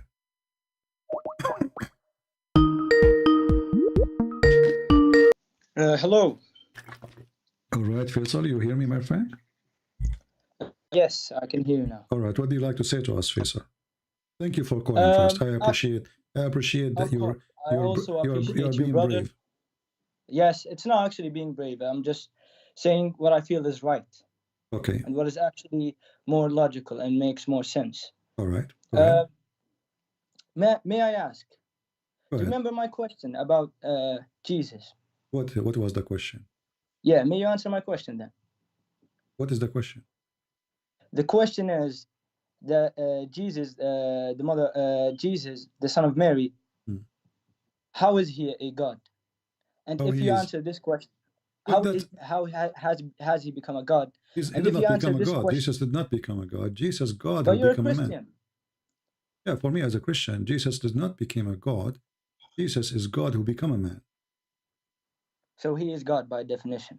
He is God. According to your... Yes, he is God. And let me help you. Do God knew the future? I want to see evidence, please. Okay, I will show you evidence. Do God knows what you hide in your houses? Of course, he does know everything. He's all-knowing. Can God read your mind? Of course. Okay. Can God forgive sin? Everything. Well, Jesus can do all those things. Your God cannot. Where is that written? Where is that written? All right, here we go. Because I don't want to waste your time and my time. No, I'm good. I'm good. Yeah, I will go to the Quran, so you cannot deny it. In the Quran it says. Okay, in the Quran it says that Jesus, he can create from the mud the bird. Do you agree? I want to see you on the screen. I will wait for you on the screen, no problem. Yeah.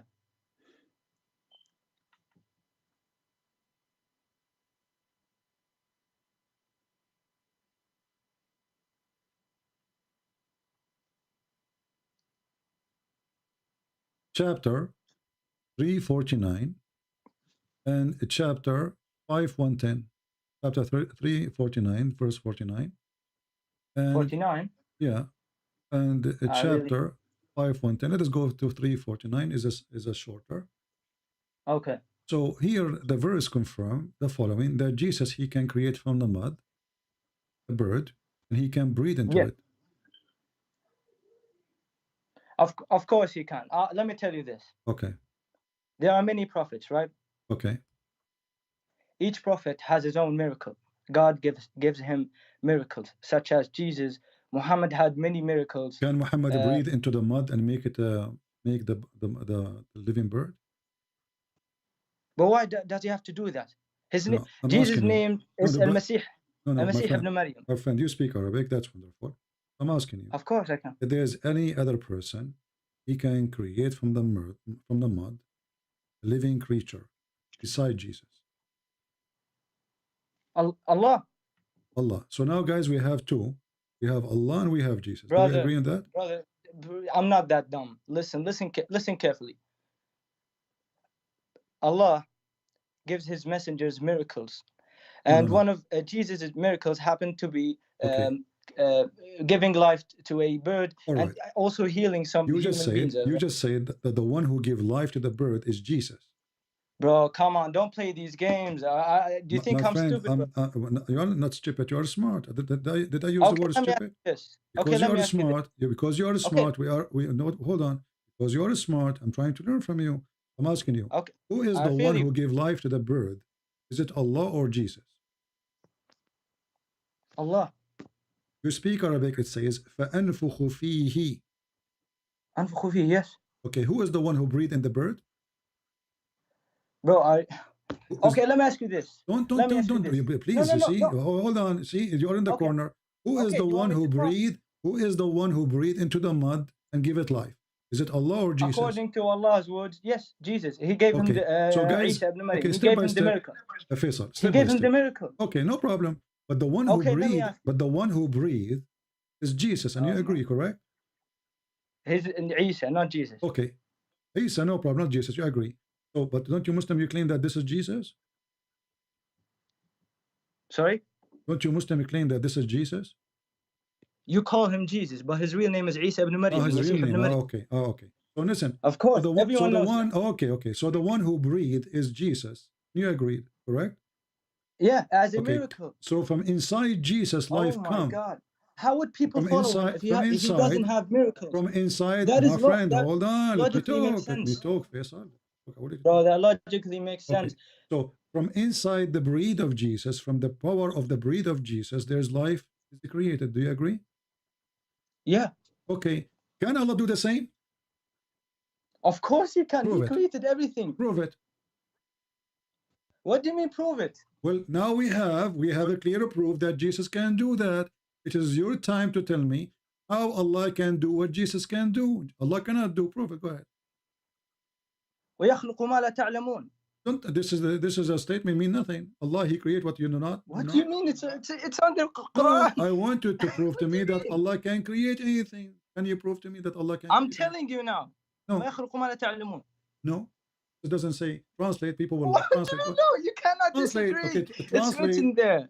Translate. People will laugh. No, I can't translate it because I don't know how to say it. Why you cannot? You speak English very well. No, I don't. No, actually, I cannot translate this part. You named it. It's a translation of a human being. Okay, let me ask you this. Translate. Okay, please listen, Christian Prince. Translate. If you may. Translate. This is funny. Because you don't want to translate. What do you mean this is funny? So why you don't translate it? It's very simple sentence, 3 words. Okay, give me 1 second. I'll try and translate. I'm actually English is my second I will help you. By the way, you quote for me chapter 16, verse number 8, proving Allah to be a false God. Look at this. Allah, he created horses and mules. Did Allah created the mules? There's a kind it's called the mules? What do you mean? Where is it? This is the verse you are quoting for me. You do not know what you are quoting, right? You remember a verse, but you don't remember. So there's a delay, I swear. There's a delay. Chapter 16, verse number 8, it says, and Allah is the one who made the horses and mule. There's no creation is created as a mule. Okay. Mule is a sex between donkey and a horse. I know. Okay. But according to the Quran, Allah created a creature by itself. It's called a mule. Okay. I agree with you, because as I've said from before, my knowledge of the Islam is limited. Faisal, hold on. Listen. No knowledge. Is that what you? Is that how God? So how this God can be? You don't creator respect others. If you do not know that mule is not created as a mule. There's no kind of animals called the mule by creation. This is because of a sex between a donkey and a horse. I don't want to insult anything. Listen, okay, let me tell you this. What is the definition of God? The word God. Don't change the topic. Already you answer. I just showed you that Jesus. I just showed you that Jesus can breathe into the mud and he make it a living bird. So right now, as we speak, there's birds flying in the sky made by Jesus. Your God, Allah, he think he created the mule. Beautiful. That was a miracle. How is it a miracle? How this is a miracle? God did not create a mule. Oh my God, he's talking over me. God did not create a mule. God created horse, yes. My God, can you hear me? Okay, I understand you and I admire what you said, but can you listen to me? I'm listening. Okay. Musa alayhi salam. Moses. Do you know him by any chance? No, I do not know him. Have you read about him? No. Are you playing games with me or no? I'm taking this seriously. When you say Musas, you speak about different person. You Muslims, you have a Musas who went to find the fountain of youth. Is that the same Musas you are talking about? Which Musas you are talking about? This is the problem. You know what's the problem? Is that you don't believe what I'm saying because it's not on the Bible. Okay, let me ask you this. No, it's not because in the Bible. It's because in the Quran they have different. You are the one who said to me, his name is Isa, not Jesus, correct? So you have different person. You Muslims, you are Islam is no, is it's his name. It's his. Come on, bro. It's his name. No, my friend. Isa is the son of Maryam, which is the sister of Aaron, which is the daughter of Imran. Isn't it the Quran says? Isn't it the Quran says? Because your prophet is a false prophet. He said that Mary is a sister of Aaron. Why are you talking to a guy who has nothing to do with this? Like, why are you insulting aren't you a Muslim person who? And this is why you are calling me. What kind of God? No, I do not know. What kind of God he think that Isa, which is Isa, is the same Jesus, which is the son of Maryam. This is different Maryam. Maryam, the sister of Aaron, is not Maryam, the sister, the mother of Jesus.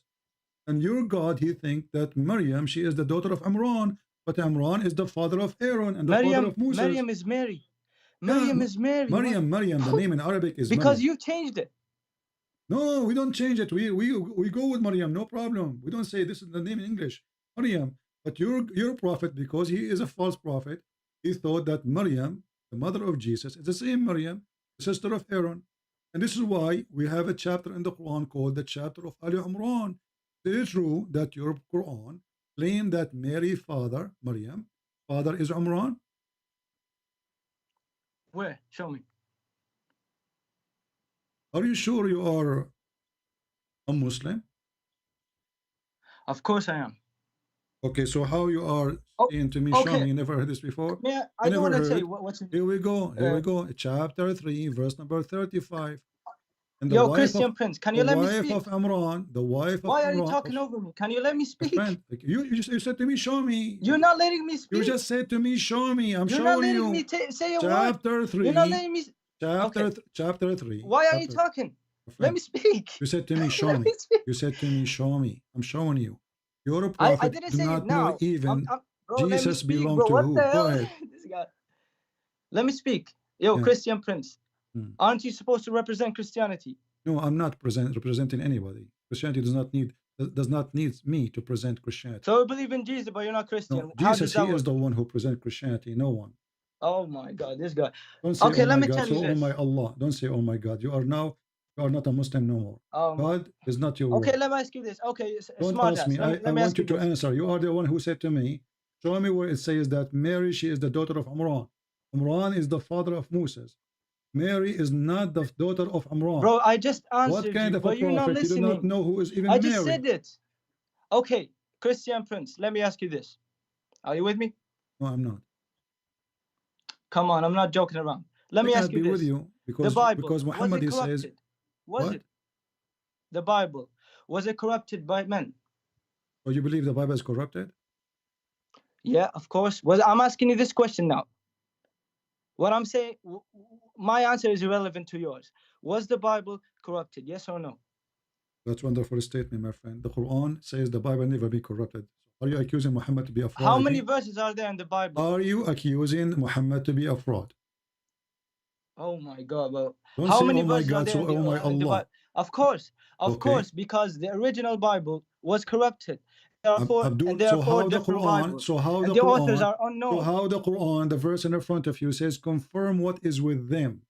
How it's confirmed what is with us, and then it is corrupted. So okay, Christian Prince, you're saying that there's corruptions in the Quran. No, my friend, answer the question. Yeah. You just say that you the say Bible is corrupted. So no? how the Quran confirmed the book which is with us? Yeah, no, not this book. There's an original, the original Bible. No, read came carefully. At the time of the Prophet. Muhammad, he came 600 it came years at the time after. Of the Prophet. Muhammad, Jesus. he came 600 years after Jesus. 600 years. They all have the same message. No, it has the same is Islam. because this is 600 the meaning years of after Islam Jesus. Is peace, Listen, not Islam that you mean. Listen, in the time of Muhammad, did the Christian claim that Jesus is God? In the time, of course, there were Christians, of course. Guys, that's of course, why Muhammad was sent hold on. to complete the message. Okay, hold on. So the Christian in the time of Muhammad, they believe that Jesus is God, and your Quran saying in the time of the Christian at that time, the Quran confirmed their book. Read it. No, what you're trying to say is that there are people who believe that Jesus is God in the time of Muhammad, right? Not people believe in the Jesus. All the Christians believe in Jesus as God, and the Quran confirmed that. Yeah, by people I mean okay. all humanity. So how the Quran confirmed the book with those people who they believe that Jesus is God? Yeah, you're saying I'm just trying to understand. You're saying that at the time of Muhammad, there were Christians, right? Of course they were. Okay. That's why Allah sent Muhammad to complete the message. That's why Muhammad. Why you are changing topic now? You said that the Bible is corrupted. Topics? You said the Bible is corrupted. You said the Bible is corrupted, correct? I said it is corrupted, actually. Okay. And so the how authors unknown. So how the Quran saying I believe, I confirm the book is with them?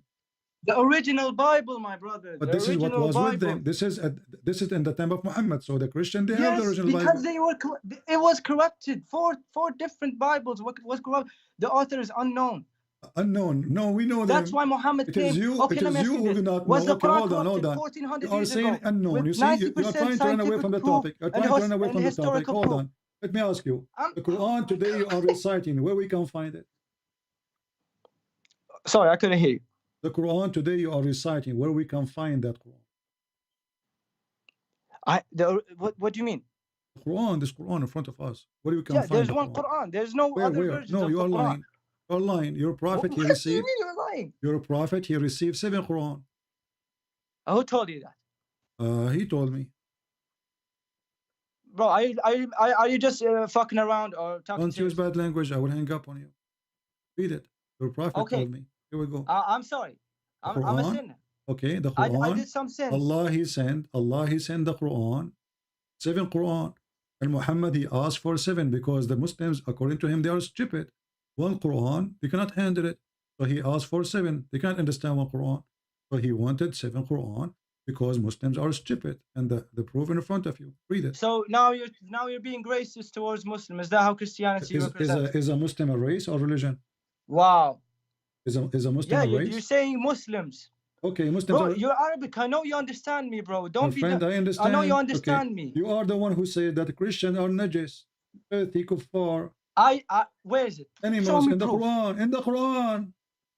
Show me the proof then. Where in Arabic and in English for the viewers. You see, you jump like a monkey from a place to place. Even monkeys are Muslims in Islam. Of course, not you're a nice racist. Continue on that one. Okay, yeah? so are you saying now? Jesus. Are you saying that monkeys are not Muslims? Monkeys are animals, brother. What are you talking about? Okay, here we go. This is the hadith about a monkey. She committed adultery, and the Muslim monkeys they stone her. Read it. Where? Here we go in front of you. No. I want to see it in Arabic. I want to see it in the original. What do you mean? Yeah, I'm going to show you in Arabic. Okay, you want to see it in Arabic? Of course. Okay. Here we go. Here we go. This is in Arabic. Read it and translate. Wait, there's a delay. Wait, it's showing me something. Wait. It's in front of you. Yeah. No, it's showing me the English one. Okay, it's going to come to you in Arabic. I want you to read and translate to everybody. By the way, Christy Prince, I respect you. Don't get me wrong. It's okay. Read for us. Read for us. Save your respect. Let me just see. Where is it? I swear I can't see. I'm just seeing the English. Oh, your screen is too small. It's shrunk. No, it's big now. I can. Yeah, now I can see. This one, حدثنا نعيم. Yes, read it in Arabic and translate. Go ahead.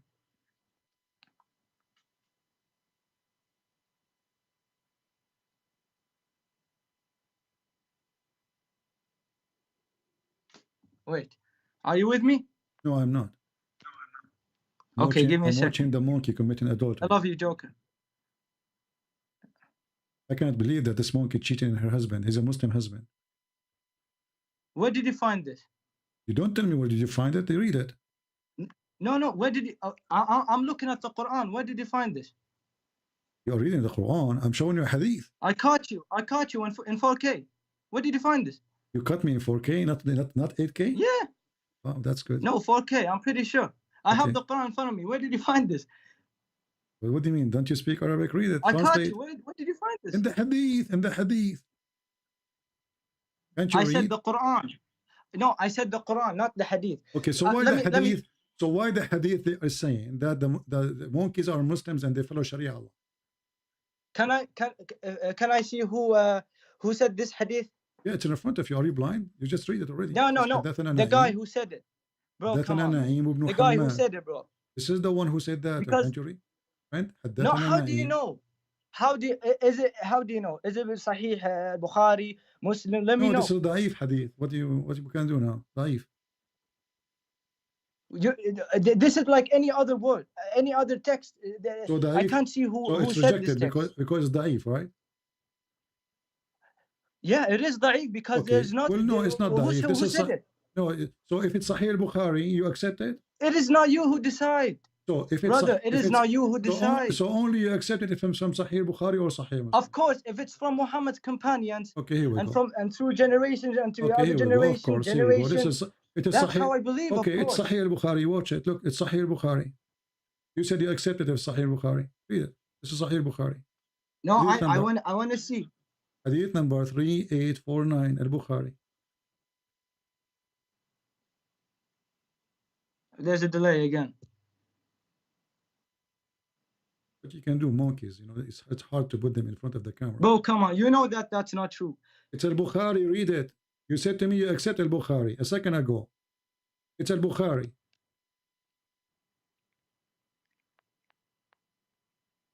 I'm with you, by the way, I'm with you.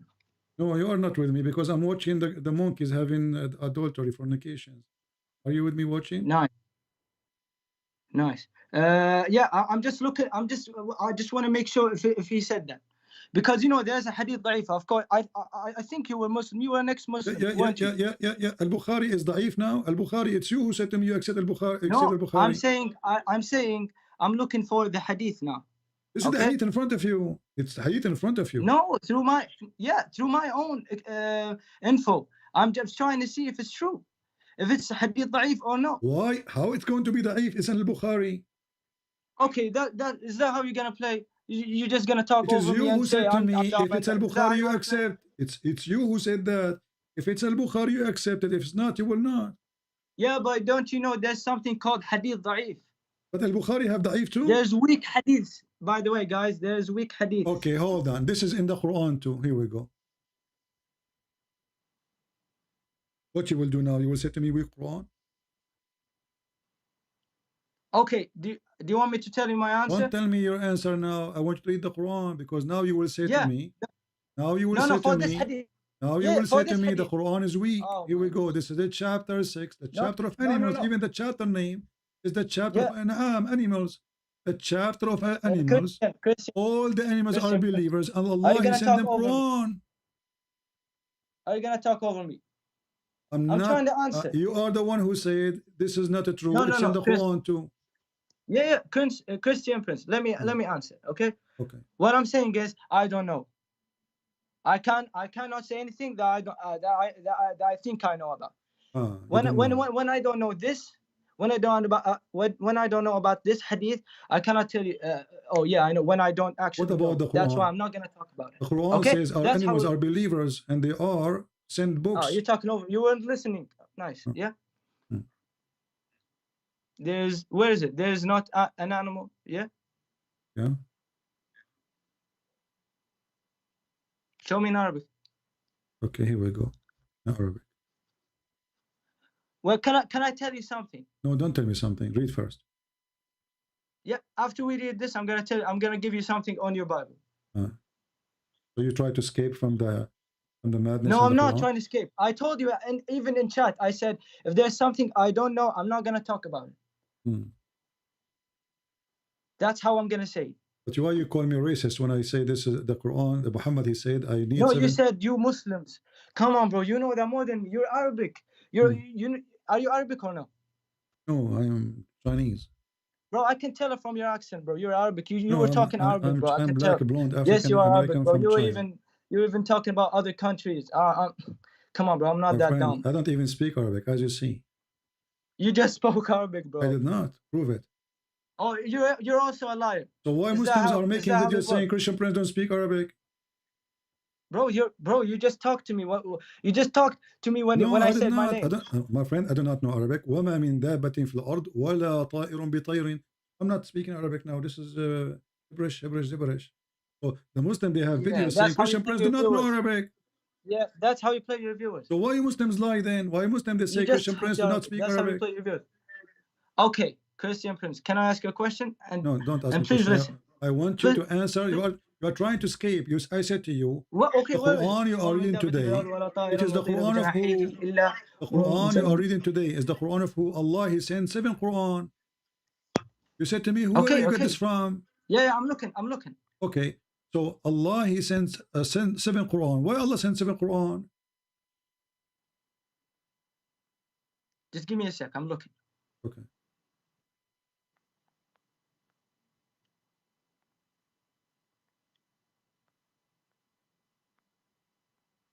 Okay.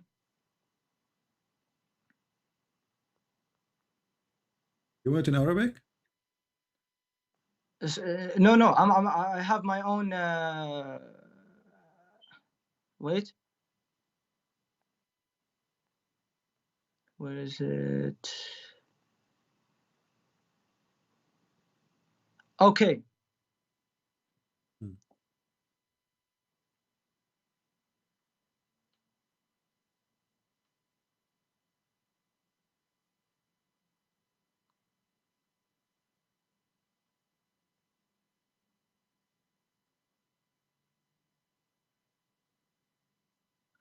I have the answer, but I only can say in Arabic. I'm sorry. Why? How come you don't speak? You forget English now?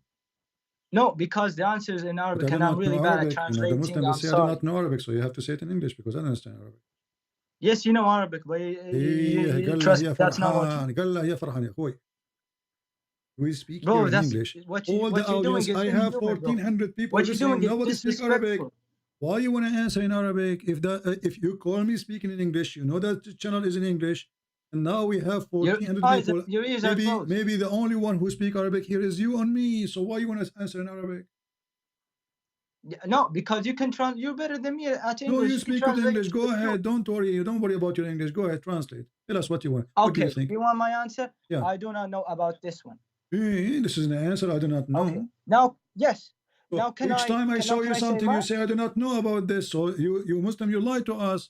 You say we have Quran. Yeah. And the Quran is preserved. Okay. Then we ask you, what is the 7th Quran? Beautiful. You say I do not know. Okay, yes, where's the whole Quran? Okay, hold on. Yes, the Holy Bible. Which one? 1, 2, 3, 4. I don't know which one. Yeah. Okay, the Holy Bible is confirmed in the Quran. The original. Okay, we don't want to go to that. Let me tell you this is the one we have. This is the only one we have. Yeah, let me tell you this. So, do you know the story about King James? So listen, Abdul. When my God. Now I listen. It's my turn. when a Muslim. It's a your turn. conversation. It's always It's your my turn. turn. I should talk Giving as you well. your turn since the beginning. You are the one who called Yeah, me. You are the one who started the I topic. said I told the you one the who answer. chose the I do topic, not and know. now you are saying to me, "It's my turn." Oh, it's not your turn. You are changed. You know, you are trying to escape. No, but okay. Now you said to me you do not know about this. Now you know, so Yes, you have no excuse. that, Okay, so there's 7 that's my Quran. answer. There's 7 No, Quran. I said I know it in Arabic, but I cannot explain it in English. I'm sorry, I don't know. Where is the 7 Quran? Brother, where is the I 7 answered Quran? you. I said No, I do not know. no. Allahu a'lam wa ana la a'lam. What do you mean, Allahu Alam? So your prophet did lie?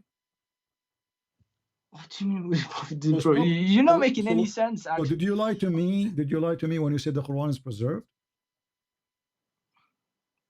Oh my God, bro! I think you were actually bullied when you were a kid. I actually think that you were actually bullied by Muslims. What bully? I think so. What bully mean? What bully mean? Explain to me what bully. No, you know what bully means. No, I do not know. I'm learning from you. Tell me what bully means. Now you know what bully means. No, you know what bully means. Let's be real. Let's be real. You know what bully means. Let me ask you this. Okay, you know King James? hold on. I heard that there's a kid. He was bullied. His name is Muhammad when he was a now kid. you're getting out of okay. And his uncle wife, he make fun of him always, and even they kick him out from the house. Is that correct? Who's that? What is that? Your prophet. Show me. Give me. How do you know? Each time I show you. How do you know this? Yeah, I want to know. I want to know. I want to know knowledge. I want that knowledge. I want to know. How are you claiming when you don't have proof?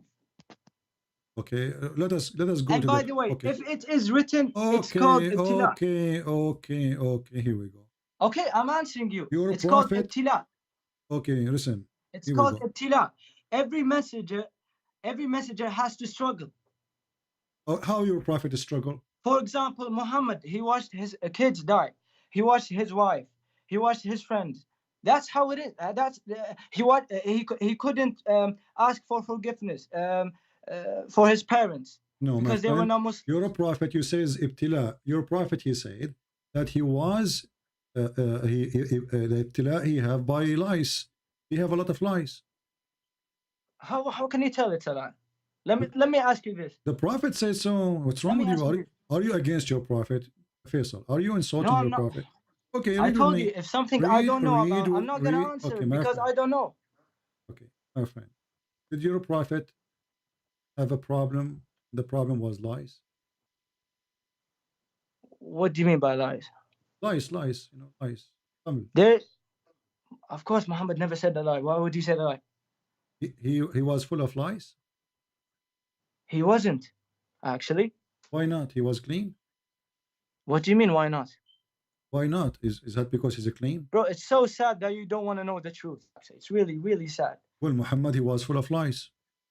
No, it's really sad that you don't want to know the truth. No, I am the one who's showing you the truth, and you are the one who do not know the truth. Do you know why? Because you're talking over me and you're not giving me a chance.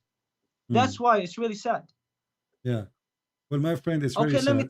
It's very sad. It's very sad. I'm asking you, did your prophet, did your prophet full of lies? Was full of lies or not? What? Did your prophet, he was full of lies, yes or not? I just answered it like 100 times, no. Okay. So why the hadith says that there's women, they used to take lies from the head of Muhammad? Oh my God. That's why I can't answer you, bro. Why you can't answer? Because you're giving me weak hadith, and more so, I don't know the answer. How you know they are weak hadith? How you know they are weak hadith? And because it didn't come through his companions.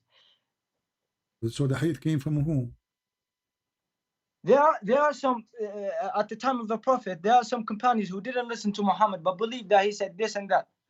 Okay. But what we believe in that Muhammad, when something happens, and Muhammad explains, his companions write it down and tell it to others through generations and generations to come, and then that's how it works. That's how you find a strong hadith. Okay. Actually.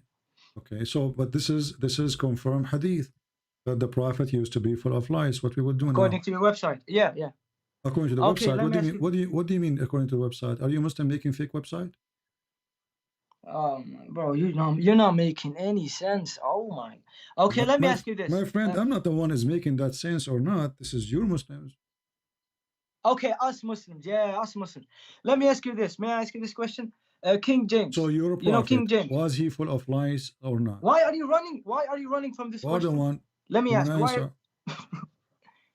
Okay, King James. Read you know me. King James. Read with me. Read with me. King James. King James is a translation. It's the Bible. Okay, read with me. Okay, let me ask you this. Does it say that there's a woman? Her name is Haram. Haram. Muhammad. Can you see that, viewers? Can you see that, guys? He doesn't want to listen. You are changing topic. You are trying to run away. Your prophet is full of lies. No, Why is full of lies? I'm not changing topics. Why you're your adding prophet topics. is full of That's lies? how it works. Okay, I want to know. When I want to say mine, you're adding more to me, topics. Every prophet, Allah, He sent him a problem. What was the problem of your prophet? Allah sent him lies. Read it. Okay, nice. Can I ask you this question now? Why you King not James. Why aren't answering? Because I really don't know. I don't want to say anything. So your prophet is full of lies. So your prophet full of lies, correct? Okay, according to you. Okay. No, not according to me. Either you agree. Well, at least we respect other religions. I will not go forward unless you agree. Okay, let me ask you. Your prophet is full of lies, and the proof in front of you. A woman, her name is Haram. A woman, her name is Haram. She used to feed him. She's the wife of Abu Ubaidah, and she is the one who used to clean his head from lies. Okay, beautiful. Can I ask you now my beautiful? Do you agree or not? Bro, you were talking for like. Do you agree? Can I ask my simple question that you Christian Prince can answer? Do you agree that you're the only one who has the answer, and I want to know. Okay, I want to join Christianity. I want to know this answer. Can you answer this for me? Yeah, okay, I will give you this answer. So you don't want to answer. Now, yeah. Okay, do you know King James Version? I do not know. He doesn't know. How do you know then? I don't know. You tell me. I don't know anything. I'm learning from you everything. How are you Christian when you don't know about your version? I don't know. You tell me. Do you know what King James Version means? The name, I've never read the Bible, as I've said. Oh, this is a translation. This is a translation. King James Version. It's a translation. Like you Muslim, you say translation for the Quran, Yusuf Ali. Jesus was. So don't tell me King James Version. Okay, now go. What do you want to say? Do you know this guy, Jihoy Khen? I don't know his name actually, so I don't want to disrespect his name. Do you know? You spell his name by Jehoiachin. What is that? Say the name for me. That's the name. Oh, you don't know? Oh my, he doesn't know, and he's a Christian Prince. Oh my God. Tell me the name. What knew you are? That's what is written in your read the name. Beautiful Holy Bible. Read the name for me. Yeah, that's his name. His name, I cannot spell his name. Okay, let me read his name. Jehoiachin. That's how I read. Yeah, that's how I read his name actually. Are you out of a fuel? No, brother. His name is Jehoiachin, bro. Jehoiachin. Okay. Okay. Let me type it in chat. Okay. What chapter you are reading from? Can you tell us in the I'm watching your live. No. What chapter? What verse you are reading from? Oh, this is 36 and 9. What? 36 and as I've said, Arabic is my first language. Okay. Listen, Faisal. Obviously, you're trying to escape. Okay, let me. No. You're trying to escape the stupidity of you your know religion. that Arabic is my first language, and I want to tell you this. Who care about your Arabic first language or not? Okay. Yeah, that's why I cannot. I just learned English as last long Arabic is your first language. Arabic is my first language too. Do your prophet speak Arabic? Why did you lie then? Why did you say I don't speak Arabic? That means that you're a liar. I was doing. How can we believe you when you lie? I was joking with you.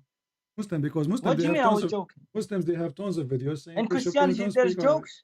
Do you guys joke around? Yeah, there's a joke. I will tell you a joke. When I was asleep, there's two angels. They come to me. They cut my chest. Okay. And they put a dish of wisdom in my chest. What? Okay, nice. That's how you enter the paradise. No, I want you to agree that I am wise. I want you to agree that I am wise and I am smarter than you. What a beautiful soul. Because I have a dish of wisdom and dish of faith in my chest, and you don't. This is his name, by the way. Let me type his name. Okay, Faisal, listen. I'm here for many hours. Right? This is his name, by the way. Already in 4 hours. Okay, finish fast. Yeah. What you want? What's his name? Where the name? You'll find his name. What's his name? That I typed his name down. Come on, I'm losing my patience with you. You can't even quote the chapter, say chapter, etc., verse, etc. Bro, Just go, man. Call me tomorrow. What a kid. You can't even quote a chapter name, chapter, book, etc., verse, etc., and that's it. You can't say the name, no problem. Crazy people. Anyway, guys, I cannot stay longer because I have a lot of lies. I'm a very clean person. I like to take a shower with dead dogs and women in blood from period. And the reason I take that shower with dead dogs and women in blood from periods and garbage, because it is against Corona. This is the way to fight Corona, bro. Dead dogs, women blood from period, and garbage. Put them in the bathtub. You mix them together. Be sure that the water becomes stinky. Then you jump. After you jump, you have to be sure that you are covered totally by the holy water, which is containing dead dogs, stinking things, and women blood from period. Now here, you will notice that women, they are very useful. Even their period can be a medicine. The Prophet, he don't do things unless Allah told him. So when he jumped in the stinking things, as the translation says, he didn't see any stinking because he was more stinky than the stinky. For him, it was so clean. The smell is so good because he stink more. This is the only way we can explain it. Because how in the world a person, he jump in a stinky, but he don't see the stinky. He see it as a clean. And as you see, he says, it's a pure. And nothing make it impure. They said to him, "Oh, Messenger of Allah, are you performing wudu from the well which the body of dogs and menstrual rags and garbage are thrown in it?" He said, idiots. Pink Panther. Water is always pure and nothing make it impure. In case you are wondering how big this water is, it was in the size of a jacuzzi. And it's not a well, it is a dry well where water from sewage come to it. This is Muhammad, which is Faisal trying to defend. Now he is worried about King James Version, which is translation, but yet he cannot even quote the name. And when he want, he speak Arabic. When he want, he don't want to speak in Arabic. And when he want, he can speak English. When he want, he don't want to speak in English. This is exactly what Allah made out of them. And when you say stupid, he say, are you saying you're being racist? Muslim, they call us pigs, monkeys, animals, worst of the creatures, dirty, filthy, whatever. And then the second you say stupid, are you being racist? They play victims. They love to play victims.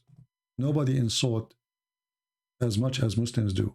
All Islam is insult. Insult to the Hindus, to the atheists, to the Christians, to the Jews. The second you put them in their place, they play victims. It doesn't work with me. Anyway, Faisal is welcome to call me again, maybe tomorrow if we go live on air. Guys, I have to go. It's already 4 hours. Did we have a good time?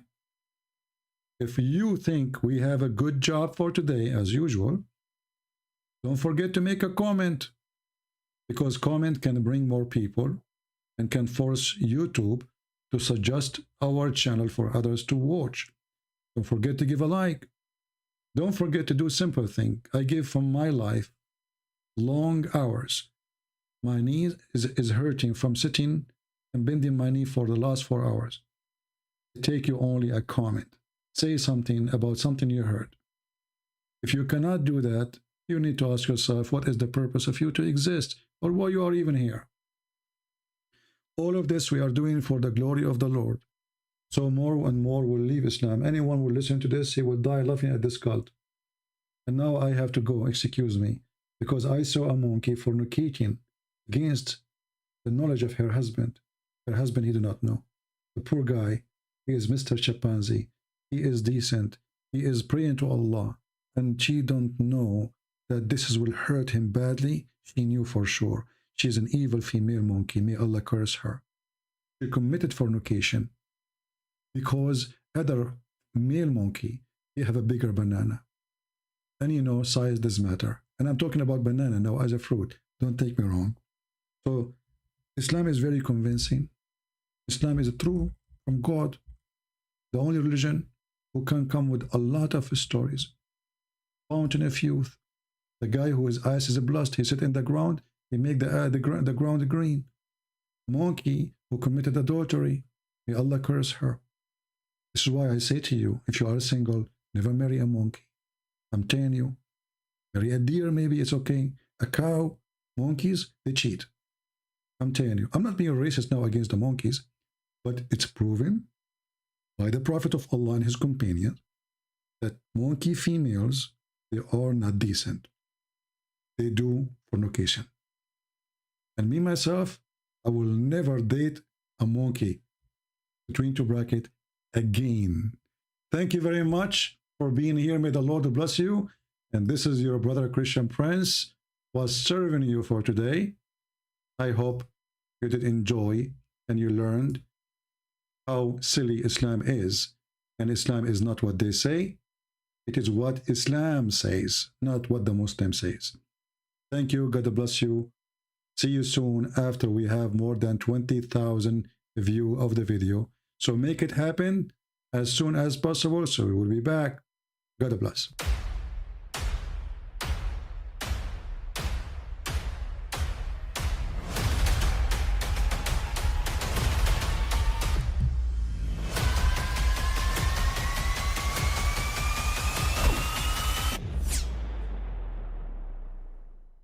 I mean, again, he doesn't know who Gabriel is, right? Because he didn't come from an Abrahamic faith.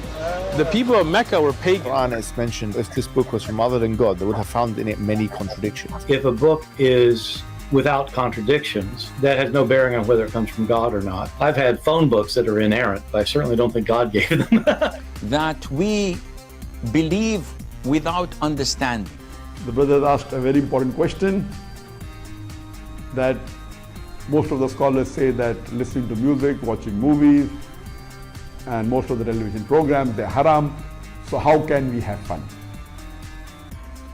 Let me tell you, brother, at the outset, that having fun is permitted in Islam as long as the fun is halal fun.